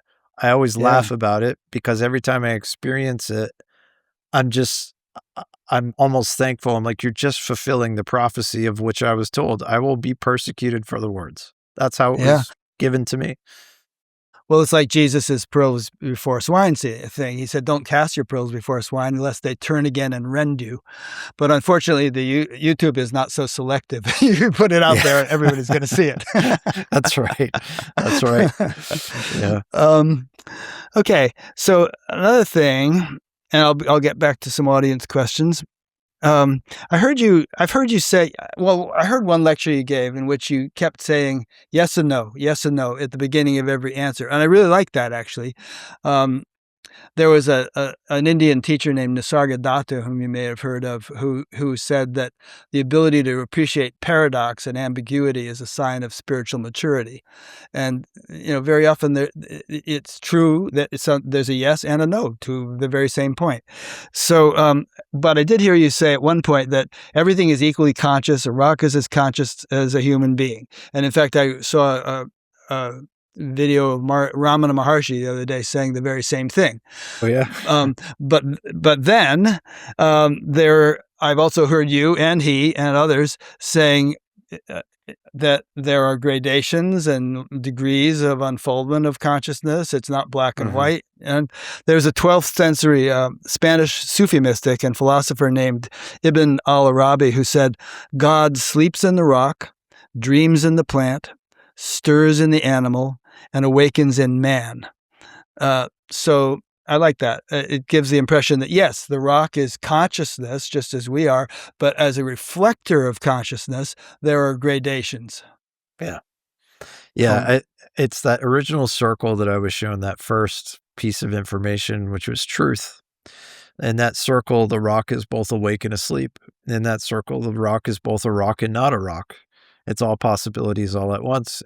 There's a reality right now where every rock can talk to you as you walk by it. So what's a rock? It's understanding everything is both a yes and no. Everything is all possibilities right now. This is from a woman in the UK named Debbie. She says, I am a 72-year-old woman who has struggled living in a body since I was 40. Oh, I guess she's been having difficulties since she was 40. My desire to go home increases as I age. How can I reconcile living here when longing to return? I live a full life sharing in God's love through volunteering in my church and have a family, but I am exhausted, struggling with physically living in an aging body. I feel I am done and I'm ready to take the return ticket home. That's tough. I mean, there's multiple things there. The first thing is recognizing that you serve the whole with your next breath. That it doesn't matter if you're a newborn or you're 99, you're still serving. You may not be able to leave the house as much, but you still serve the whole because we're connected to something that's invisible, to network, an invisible network that runs throughout this entire place. So you feeling love alone in your favorite chair still serves the whole. The other part of that is understanding that, well, you're not alone, and there's a gift that comes with age. And I like to say it's your last chance, right? Like, we're all so virile in our younger years. We want to go out and play tennis every day. And when we're playing tennis every day, we're not really spiritual. We don't think about it. But Lord knows when you can't leave a chair for 6 hours, you have no choice but to reflect on something.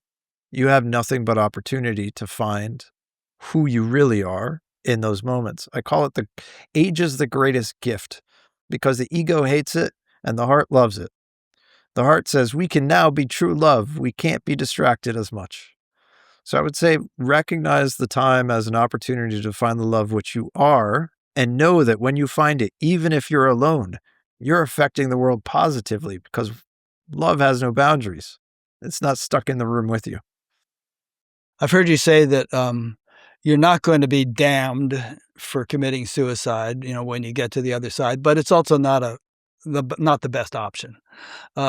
So I'll have you comment on that and also on euthanasia, which is legal in some places. It was shown to me that we can find what we are in our last breath, right? When you recognize that you are a grain of sand in the sandcastle and you matter more than you could possibly understand here. And it was shown to me that to choose to leave is like saying, I don't matter, and I am not serving anybody with my next breath, and I don't think that I am love itself. I am the suffering that I identify with. So, no, you will not be damned. No, you will not be judged. You will go and have your life review. However, you could say there was a karmic understanding that you were here to experience something and somebody else or others or many were here to experience things through you. And you leaving early means you will probably have to come back and re-experience some of those things. But no, you're not damned for suicide. Now, when your dog got too old and you probably had him put down. He probably just didn't die in his bed. You had to have him put down. What do you think about euthanasia? I mean, with today's modern medicine, people are kept alive way longer than they would naturally, which is often a good thing. I mean, you used to be able to die from Yeah. a toothache, but because you'd get Yeah. an infection, it would go to your brain, you'd be done. Right, right. But I think maybe do you think maybe we have taken it too far in the other direction, keeping people on life support and all that when maybe Yeah, we I should just think let it's them go? based, it's hard because I have the experience and I know this isn't as real as we want it to be. We take this very seriously, and it's hellish in a way because we're just here to experience contrast. And you could say that contrast is suffering. And when people tell me, I want to live to be 107, I look at them and I say, why? The better side is on the other side. Like, why do you want to stay? This is kindergarten. Don't you want to go to first grade? So the part of us that wants to go on forever, that lives forever, right? That ego is like, I just want more time. That's the very thing that we're here to say, yeah, but that's not why we're here. We're here to experience what we need to experience. I do think it's gone too far when the desire to live another 100 years, you have Elon and everybody else trying to put chips into everybody. The Brother, desire to yeah. live an extra 100 years surpasses the idea that I'm here to remember that I am love itself, right? So now it's about the animal and it's not about the spiritual heart that you are. So yeah, I think it's gone too far in a way, but most people, the woman who's 72 years old who's struggling, ask her if she wants to live 100 more years as she is, and she'll say no. No, thanks. Yeah. So it's individual, but yeah, I think we've gone a little bit Yeah, and unbalanced. these tech bros who wanna upload their mind to the cloud and things like that, or like you say, become bionic, replace all your body parts so you can stick around forever. I think it's a misunderstanding of the way the universe works and, the whole notion of reincarnation or there being life after death and all that stuff. They think that this, meat puppet is where it's at. Yeah, yeah. Yeah. Unfortunately, yeah. Yeah. Okay, jumping right along. So you have been gifted with what you call the clairs, clairaudience, clairvoyance, claircognizance, and so on since your NDE, and you've made some predictions that came true, such as the LA wildfires a few days before they happened, Yeah. and some earthquakes and things like that here and there. So I think I heard you say that, what could I do with it? Because who would believe me? But how vivid was that knowledge? How sure were you that those things were going to happen, or was it just a vague thing? And do you still have precognitions like that? And if you do, I'm suggesting you start putting them on your website with a way of certifying the date, so that people Okay. can be assured that you didn't put them up after the event. Okay. And then if you develop a good track record and keep predicting things, people can start taking your predictions seriously, and it might save some lives. Yeah. What's interesting? The first big one that I received was the LA wildfires. I mean, I had received so many small ones or precognition of conversations with others or things while sitting with others. But the really big one that was shocking to me was the LA wildfires because I saw it, I smelled it, I felt it, all of it. And you knew it was LA, you knew it was, Yep, the whole Pacific thing. Palisades, Says, and Altadena, you had it all nailed. And I knew that it wasn't for me. Because Right. when I got the message, I was sitting in a meditation and I came out and I was doing a roundtable discussion with, I think it was like 5 or 6 people. And there was a woman there whose daughter was in California and I knew it was for her. So I told her, I said, "Look, LA is going to burn."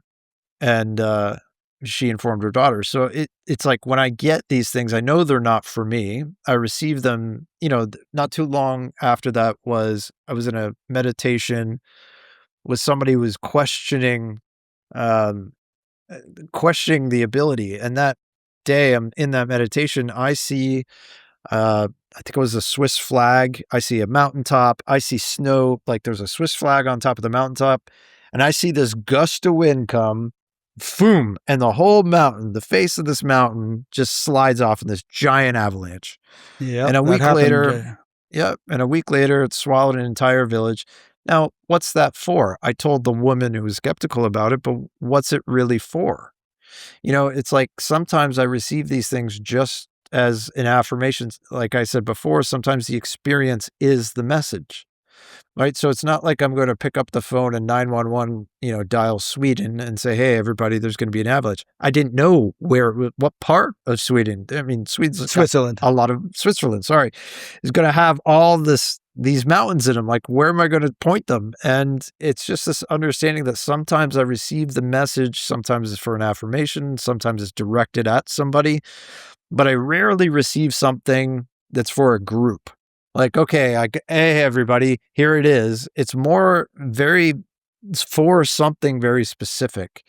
Um, so yeah, there are some coming up that I know aren't supposed to be released, that I received a year ago that will happen. And it's kind of like, You should get on Polymarket, start betting, man.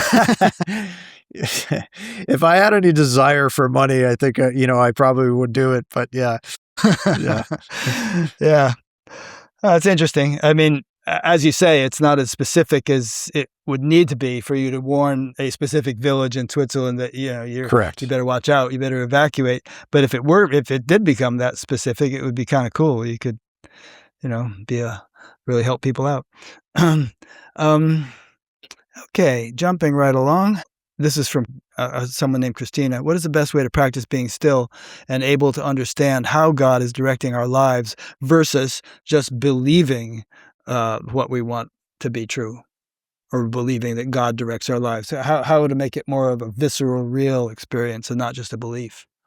Yeah, it's difficult because wanting to know the how is the very thing that will block you from understanding the bigger picture. There's the part of us that wants to know how things work versus let that part of you go. Just know that there's something there guiding you and you will see through its language, and its language is circumstance. So we think that it communicates like we do, right? That the clouds part and a big voice, booming voice comes out and says, turn left. It's more along the lines of surrendering in a moment and saying, I don't know where I'm going, but you do. Point me to the right place. You can't mess it up because wherever it's pointing you is the place that you are supposed to go. That's hard to start that process if you've never been there before. It takes surrender. It takes an understanding that, and if you want to call it science and you want to get quantum, it's saying to the quantum field, you can call it manifestation. You can use all the scientific words you want, and it will do the same thing. But it's an understanding that there's a force that will direct you when you're in the state to receive the direction. Otherwise, the how is always asking, well, how did that happen? Why did that happen? Where did it go? Like, that's the human that gets in the way of the state, which is reception. Okay. Another question. You say that you don't have an intellect or an ego, or maybe I'm taking this out of context. But I think we might have a semantic or a definition issue here. Most people are dominated or gripped by their intellects or egos. But those are just natural human faculties. And in fact, in the Vedic understanding, they are aspects of the subtle body called buddhi and ahamkara. They don't get utterly eradicated in the state of enlightenment. They just take their proper place. They're no longer in the driver's seat of the car, but they're still in the car. So there's a saying in that tradition that Brahman is the charioteer, Brahman meaning God or the wholeness. And you, the individual ego, are no longer trying to control the steering wheel, but you're still in the car. So is it, in light of what I just said, would you perhaps agree that intellect and ego are faculties, but they shouldn't be dominant? There's something that's deeper, more profound, more cosmic, that if it becomes our primary reality, our vantage point, life will flow much more beautifully than if we allow these individual faculties to ignore that greater intelligence and try to run the show. Yeah, shown to me in many ways. You could say two paths, right? Let's make it super simple. Two lines. One line is where you are completely surrendered and you realize that that's the best path because you're Yeah. no longer driving the car. And the other path is you're driving and you you sideswipe every car out there because you're the one driving, right? Yeah. So to oversimplify, yeah, the difference is I think I sit in the place where I no longer drive anything. I no longer do anything without any guidance. That includes when I eat during the day. Like even this morning should I eat now? No. Okay, I'll eat later. It's just sitting in the place of going, I no longer choose to have any involvement in my life, period. I just don't. I am Yeah. just guided. Including your podcast, everybody, I get podcast invites all the time. I won't do them unless it's a yes. It's not whether I want to do them. I ask. So I know that whatever I do, wherever I talk, wherever I'm supposed to go is based on that response. It's not like, well, I think I should do Rick's podcast because somebody told me Rick is a nice guy. Like there's none of that for me. However, I have an experience that provided that for me. The rest of the people who don't have the experience have to trudge through. I'm sorry you do, but I didn't. You'll have to trudge through the back and forth. I'm driving, now I'm not driving. I find it easier to drive in this circumstance where I'm a little bit nervous than to just, Jesus take the wheel kind of thing and let go of the wheel. So there's the back and forth between the two lines, the zig Yeah. and the zag.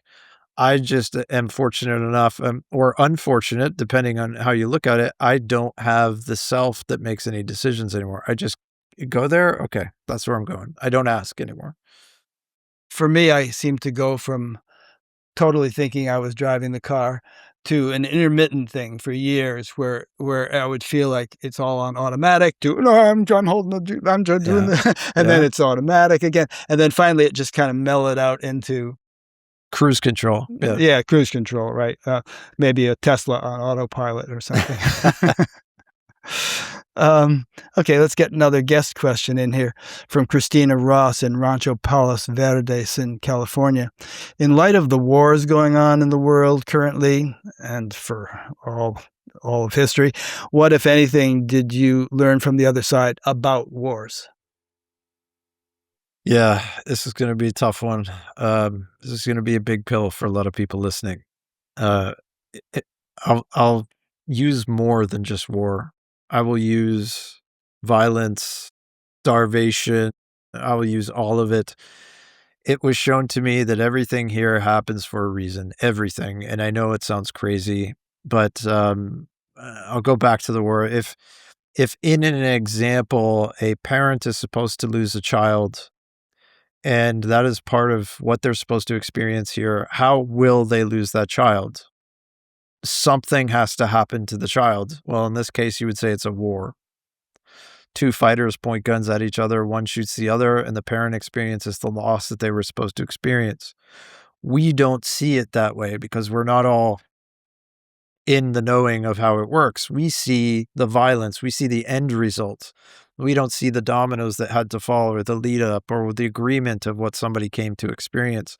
And that's difficult. But it was shown to me that everything here is meant to happen for a reason. And you could say, well, I want to solve all violence. And in order to do that, as it was shown to me, we would all have to live forever. We would have to make the choice consciously right now, all of us, everywhere in the world, to say, you know what? No more violence. And then none of us could have children ever again. Because a child will come in and will pick up a stick or pick up a stone because it's supposed to. So it's understanding that everything happens for a reason. You could say the greater reason is, can you find love for the people who are interacting in the war? Can you find love for the person who lost their life? Can you find love for their family? Can you love the fighter who fired the bullet? When you understand that you are unconditional love, which means there's no condition or exception to being the love that you are, then you're there. But until then, try not to judge everything you see. There's a greater hand at work. Yeah, I agree with that, and I understand how it can seem rather harsh and insensitive to see it that way, but if this kind of leads into the question of karma, actually. I heard you say karma is judgment, throw it out. And I think very often the way the word is used or the way the concept is used, it is judgment. But I don't think that's necessarily the original or deepest understanding of the principle. And often people with an incomplete understanding of all kinds of things bastardize those things and turn a beautiful thing into a harsh or senseless thing. So, but in terms of what you just said, well, I should ask you what your understanding of the law of karma is, but let me take a shot at it and see if you agree with it, which is just that divine intelligence permeates and orchestrates everything, and it has the omniscience, as you have alluded to actually be able to orchestrate with such perfection that, as you said, no speck of dust is Yep. out of place. And Yep. in fact, I heard someone say, if there's one molecule in the universe that's out of place, then God doesn't exist. Oh, But yeah. there isn't, Yeah. And Yeah. so my understanding of karma is not like, oh, you have cancer, it must be your karma.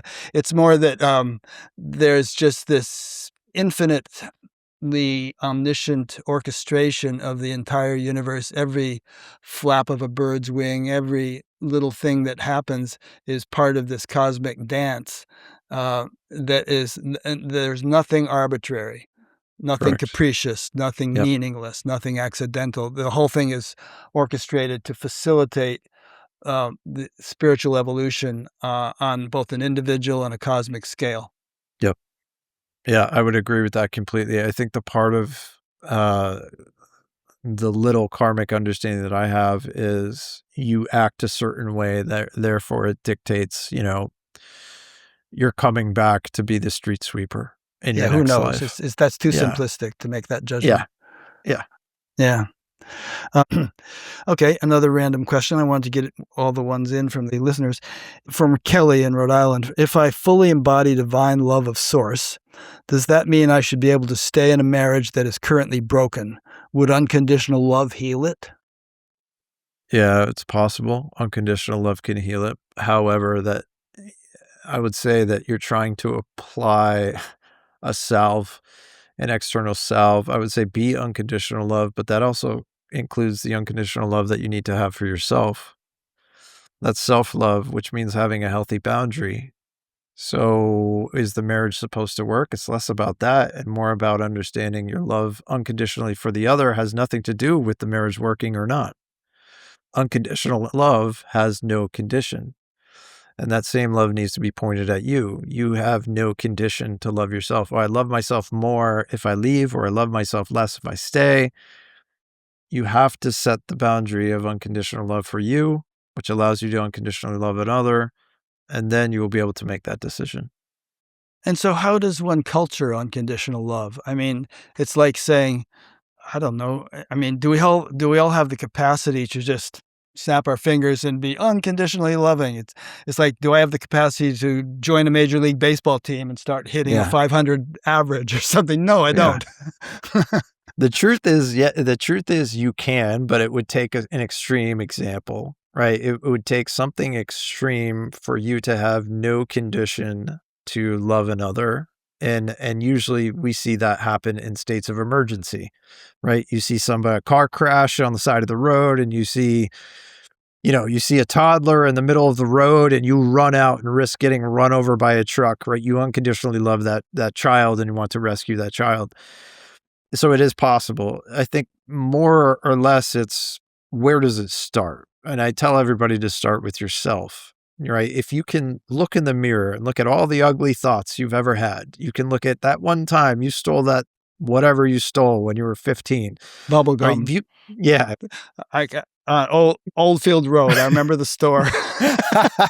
If you can look in the mirror and love that kid, right? You love that person. You don't say call up the store and resolve it. You just love the person, right? Because we're creatures of perfection and we're constantly judging ourselves. We're constantly walking through life with some kind of grading system on how we are without us knowing it. And when you can look in the mirror and say, I love myself no matter what, It's like from the life review, I was loved no matter what. And if you can give that to yourself here, then that's starting that understanding that, well, if I have no condition to love me, it's not whether I have a good day or a bad day, that's irrelevant. I love myself no matter what. Then I certainly can stretch that to somebody else. Maybe I can stretch that to my spouse. I'll start there. Maybe that turns into the neighbors as well. But it's just knowing that deep down, under all the layers of the ego, you are love itself. It does exist. For others, it's good. For some, it's going to be very hard to get there. I hear it all the time. I just don't feel love. I love myself, but I don't feel it. To me, that's loving yourself through the ego. I'm supposed to love myself, right? I'd say bypass that because you're just calculating love. Love is felt. Go hug somebody. Go feed somebody. Walk the earth in a state of giving. And then you will realize you don't have to calculate love. You're just in the state of it. So yeah, it's difficult for some. It comes easy. I see others who just find it in a week and they're just in bliss. And I've seen all versions of it. And I think it's an individual process. You could say it's why we are here. Some of you are here to find it easily. Some of you might not find it at all. You might not be here to find it, but the opportunity is there to find it. Yeah. And, somebody used an analogy one time of a man standing in the middle of a great big mud puddle, and there's somebody way out on the edge, and he says, "Hey, how do I get out of this mud puddle?" And the guy says, "Take a step." And he said, Yeah. "You're asking me to step in the mud again." "Yeah, but just take that step and then take another one. And, sooner or later, you're going to be out of the mud puddle." Yeah. So, I use that in a talk. I use something along those lines. Like we're all dropped into mud in white clothes. And some of us don't want to get dirty, so we don't move. And others are like, well, who cares about the white clothes? I'm getting out of the mud, right? And you just trudge through it and you're filthy by the time you get out of here, but you've made it out, yeah. Then right? you go to the So dry cleaners.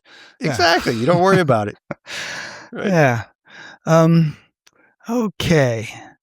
So 2 more questions.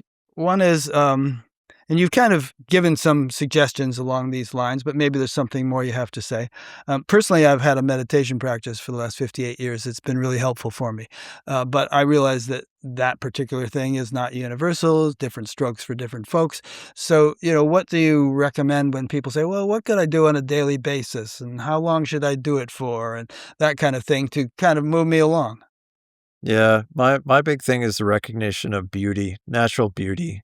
I mean, beauty can be found in anything. You can find it in a fork if you look hard enough. But it's natural beauty. Take a walk in a park, go visit a tree, find a flower, look at the grass, and recognize it's very much alive. It's very conscious, and just accept it into yourself. For me, it's a beautiful sunset. I'm a sucker for a beautiful sunset. If I see it, I feel that connection to divinity in that moment because I'm no longer me in the moment. I am no longer my problems or thoughts or whatever that might have led up to me seeing that sunset. But find what works for you. And in that moment, bottle it up.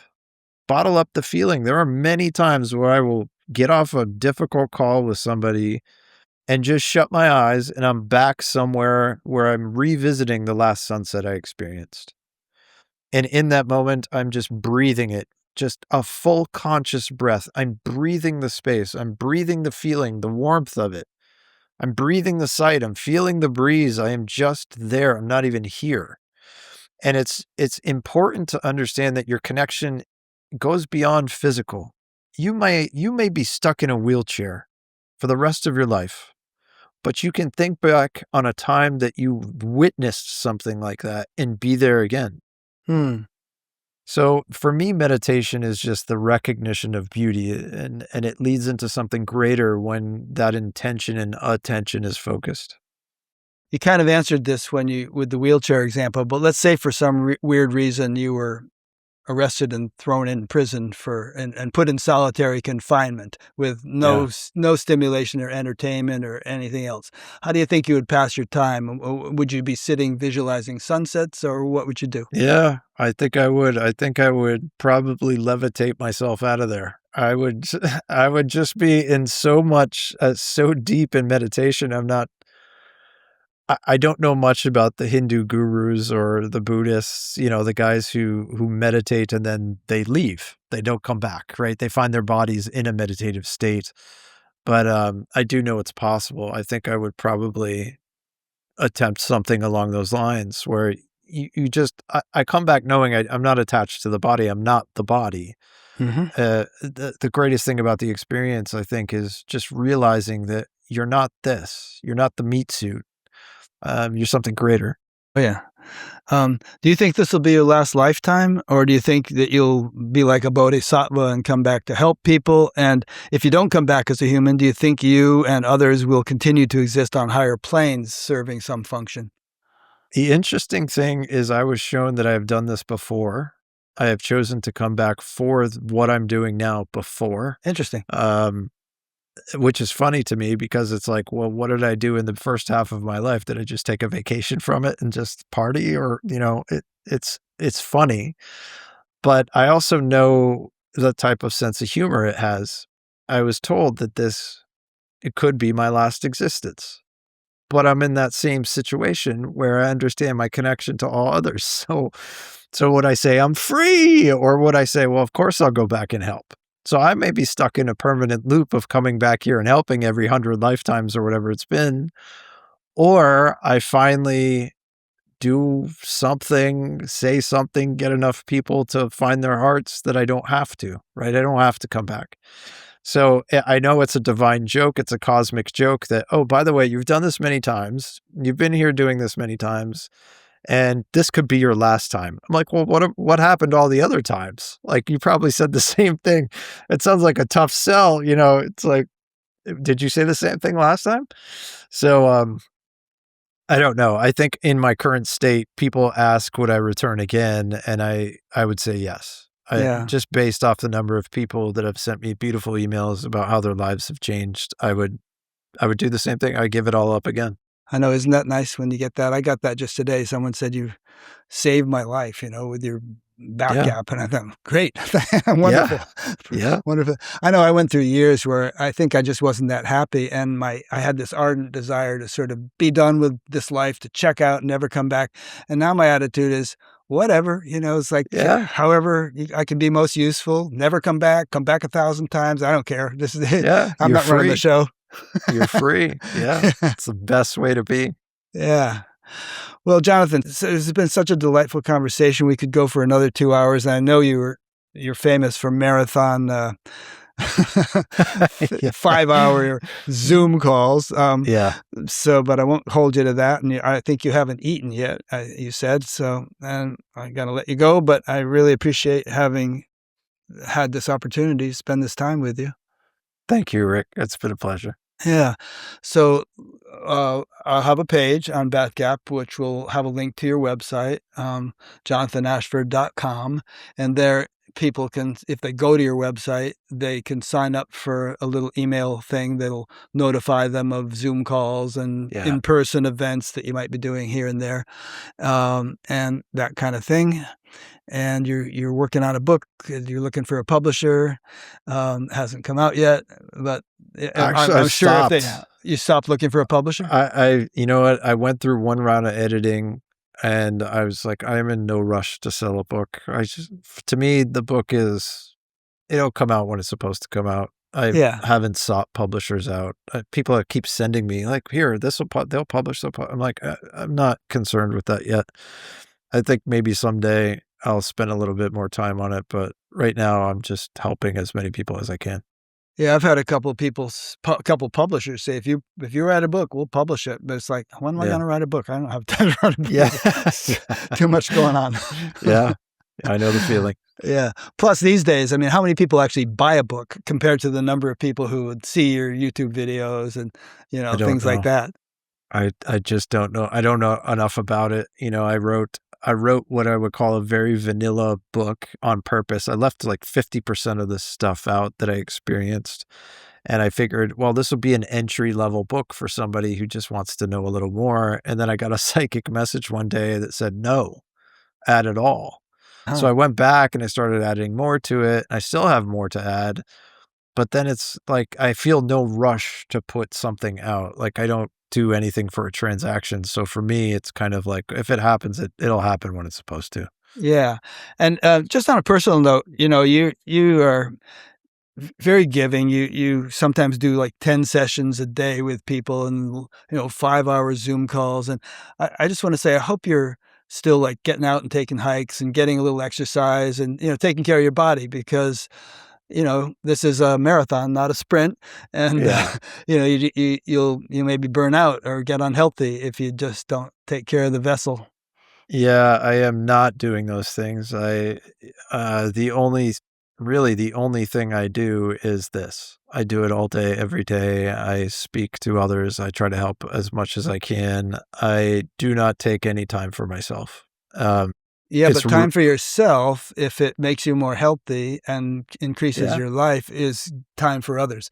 Like they say, sitting is the new smoking, and if you're just yes, sitting in a chair all day, it's yeah. gonna take a toll. By the time you're my age, you I know, there have been some recent messages about, maybe it's time to get some blood work and do some other things, so it's pointing me in that direction. The unfortunate part about it is if I take more time for myself, I have less time for others, which means the waiting list gets that much longer, but, I'm sure I will find a balance, as we move forward. You know what you can do? I've actually done this. You can do Zoom calls on your phone while you're hiking in the woods. Mm, You can be talking to 1,000 people or whatever on Zoom and answering questions and the whole deal. Meanwhile, you're getting yeah, getting some, your steps. yeah, That's good. I might yeah. try that. Try that. I might try that. Yeah. Alrighty. Well, thank you so much, and thanks to those who've been listening or watching. And if BatGap is new to you, check it out. If you want, there's a link to get on the email list at the bottom of all the pages, and that way you'd be notified of each new interview as I post it. Alrighty. Parting is such sweet sorrow. It's hard to say goodbye, but we got to do it.